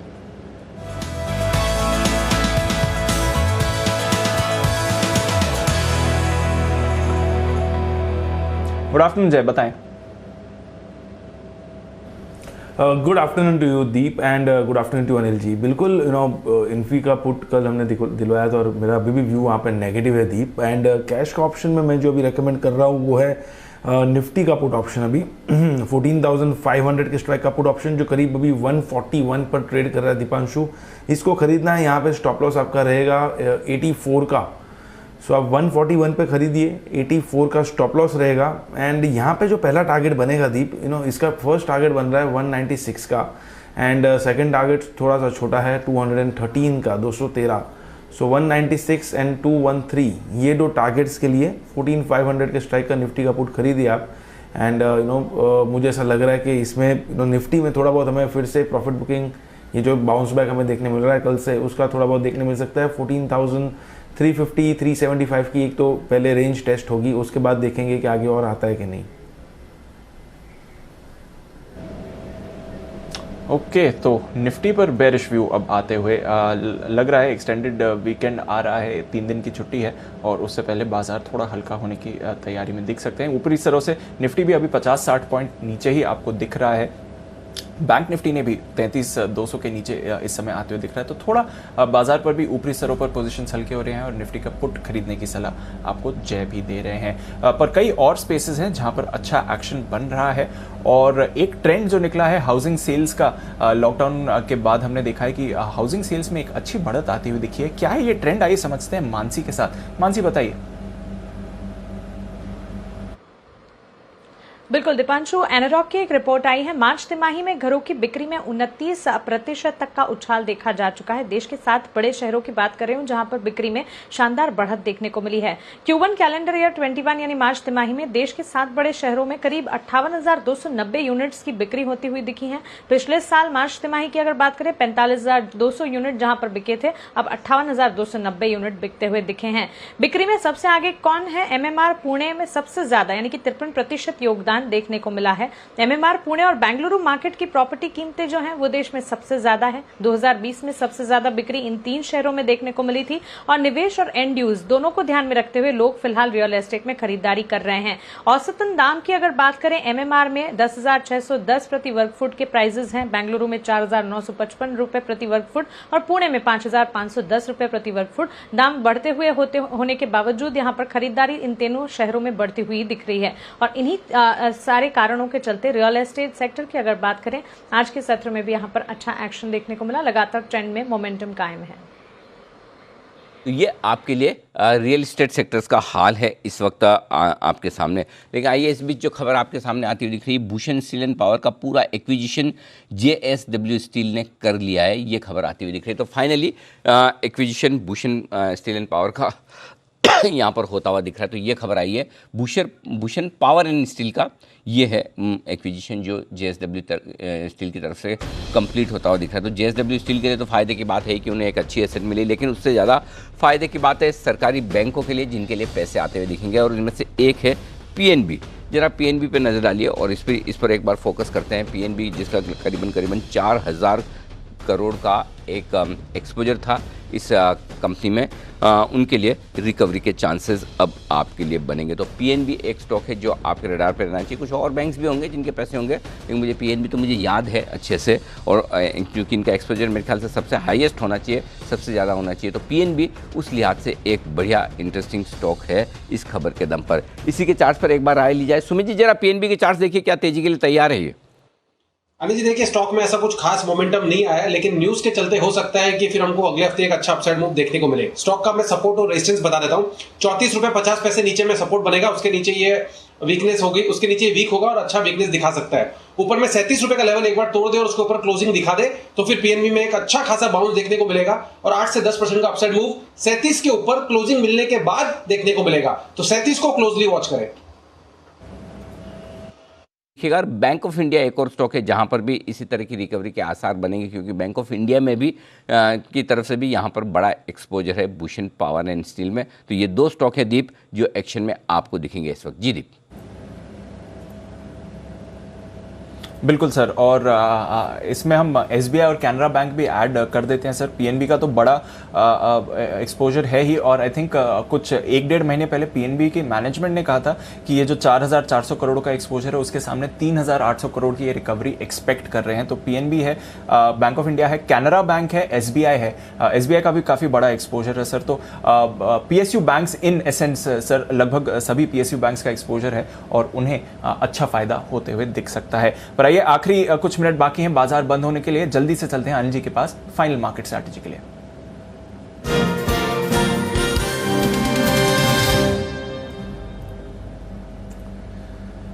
सर हमारे बाजार थोड़ा ऊपरी स्तरों से हल्का होकर वापस एक्शन में आ रहे हैं। निफ्टी 14,500 के ऊपर गया है, निफ्टी बैंक भी अब 400 पॉइंट ऊपर है, और जो फ्यूचर्स हैं ग्लोबल मार्केट्स के पॉजिटिव एक्शन डाउ फ्यूचर्स दिखा रहा है 1/4% ऊपर। सिमिलर एक्शन नैस्डैक फ्यूचर्स में दिखेगा। यूरोप में आधे से 1% की तेजी है। कच्चे तेल में रिबाउंड है। गोल्ड और सिल्वर भी इंटरनेशनल मार्केट्स में स्टेबल दिख रहे हैं और यूएस बॉन्ड यील्ड में भी ज्यादा बड़ा मूवमेंट नहीं है। तो पॉजिटिव ही ग्लोबल क्यूज आते हुए दिख रहे हैं सर, बताएं क्या करके जाए। दीप, 3 दिनों का लंबा वीकेंड है, कुछ ना करें। थोड़ी प्रॉफिट बुकिंग आखिरी मिनटों में आई है और 14,500 के आसपास क्लोजिंग देने की तैयारी। वैसे मुझे लगता है कि ऑन एन एवरेज वापस क्लोजिंग ऊपर की तरफ आ जाएगी और आखिरी मिनटों में निफ्टी भी 33,200 से 33,400 बैंक निफ्टी भी आता हुआ दिख रहा है। तो जो पोजीशन है रखें, बेसिकली आपको एक काम नीचे में आपको 14,350 इस ध्यान 14,750 इस हिसाब से आप हेजिंग करके चलें, उतना रखें, क्योंकि 3 दिनों का लंबे वीकेंड के बाद खुलेंगे, थोड़ी वॉलेटिलिटी हो सकती है। तो पोजीशन थोड़ी हल्की रखेंगे तो बेहतर है। लॉन्ग पोजीशन है तो जो क्लोजिंग हो रही है वो खराब नहीं है निफ्टी पर, स्पेशली बैंक निफ्टी पर उतनी मजबूत क्लोजिंग नहीं है, जैसा अभी विश्वेश जी भी कह रहे थे। बिल्कुल मैं सहमत हूँ, मैं भी ये कह रहा था कि बैंक निफ्टी में अभी भी बाधाएं काफ़ी दूर है।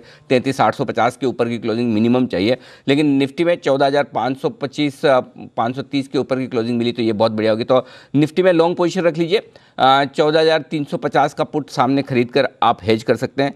बैंक निफ्टी अगर आप लॉन्ग पोजीशन रखना चाहते हैं तो 33,000 का पुट लेकर साथ में जाइए, ये ज़्यादा बढ़िया है। तो ओवरऑल हेजिंग के साथ रहेंगे तो ज़्यादा बढ़िया है। जी दीप। बिल्कुल सर, तो थोड़ा हेजिंग के साथ जाएं, बेहतर रहेगा। थोड़ी पोजीशंस अगर चाहें तो रिस्क के हिसाब से हल्की कर सकते हैं या फिर कैरी भी कर लें, कोई परेशानी नहीं है। पर ये जो खबर आई है सर, डेफिनेटली पॉजिटिव एक्शन उसका बैंक निफ्टी पर हमने आते हुए दिखा है। खबर के बाद से एक छोटा सा स्पाइक भी हमने बैंक निफ्टी पर आते हुए देखा है। तो डेफिनेटली पॉजिटिव खबर है जहां तक पीएसयू बैंक्स का सवाल है। आइए फाइनल कुछ कॉल्स ले लेते हैं क्लोजिंग से पहले। चलते हैं जय ठक्कर के पास, जय के जैकपॉट के लिए।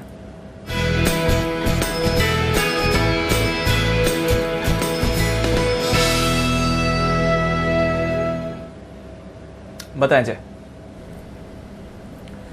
दीपांशु, स्टॉक स्पेसिफिकली कुछ ऐसे स्टॉक्स हैं जहां पे लॉन्ग साइड पर अच्छा एक्शन हमें देखने मिल रहा है और टाइटन में एक फ्रेश लॉन्ग बिल्डअप यहां पे देखने मिल रहा है। तो टाइटन का 1520 के स्ट्राइक का कॉल ऑप्शन खरीदने की मेरी सलाह है, जो करीब अभी 46 पर ट्रेड कर रहा है। दीपांशु, इसको खरीदना चाहिए। यहाँ पे आप स्टॉप लॉस लगाए 37 का, 46 पर खरीदे, 37 का स्टॉप लॉस रहेगा। एंड फर्स्ट टारगेट जो इसका बन रहा है वो है 55 का, सेकेंड टारगेट बनेगा 61 का।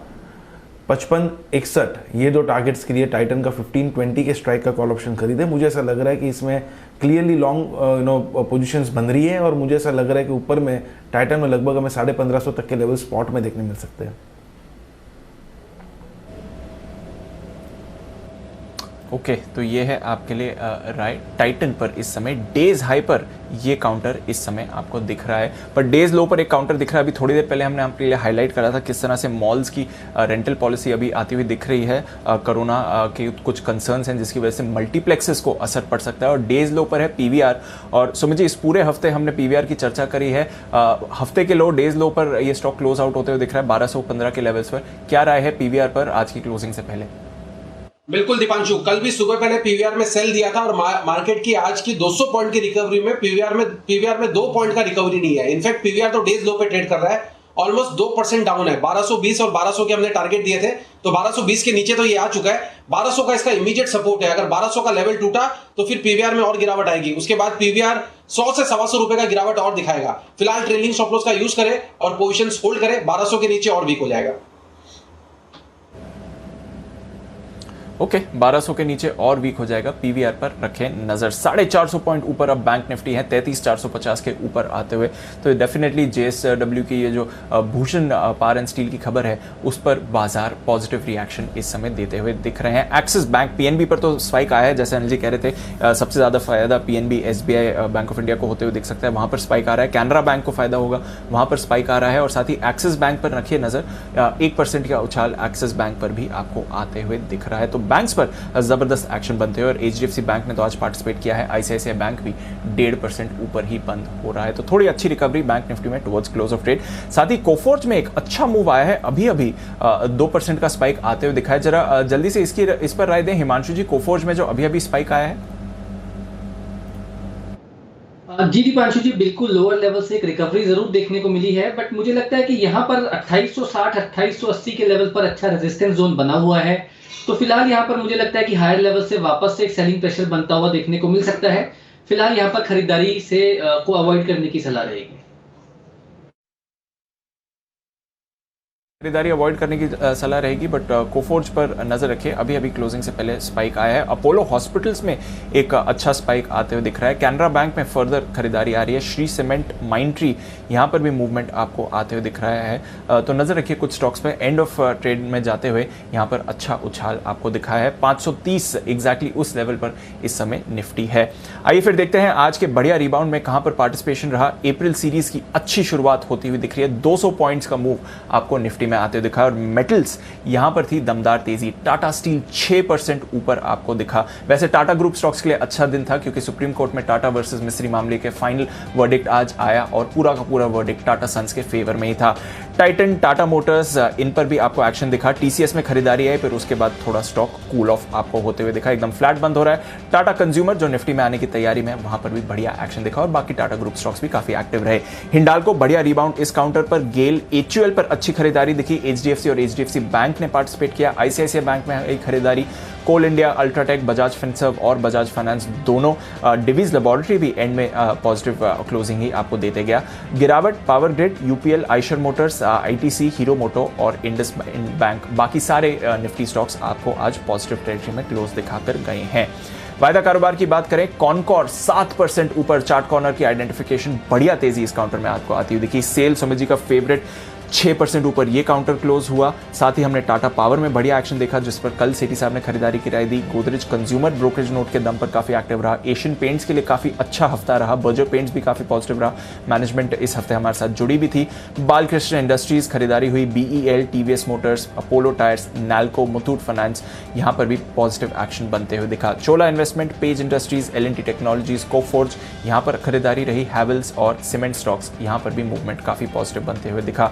पर गिरावट, इंटरग्लोब एविएशन 2-2.5% नीचे। वैसे इस हफ्ते अच्छा एक्शन दिखा गया। एम्फेसिस, ग्रैन्यूल्स थोड़ी सी मुनाफा वसूली। बंधन बैंक हल्का सा दबाव। फाइजर, आइशर, लुपिन और बाटा, ये कुछ स्टॉक्स है जहां पर आपने सुस्ती आती हुई देखी। बट एंड ऑफ ट्रेड काफ़ी और स्टॉक्स भी आज आपको एक्टिव दिखे। आईपीओस के हिसाब से काफ़ी एक्टिव हफ्ता रहा। लक्ष्मी ऑर्गेनिक्स, वहाँ पर अच्छी गेंस आई लिस्टिंग के बाद से, अब तक लगभग 45% की गेंस की काउंटर दिखाते हुए। अनुपम रसायन फ्लैट क्लोज हो रहा है। क्राफ्ट्समैन ऑटो 4.5% ऊपर इस काउंटर पर।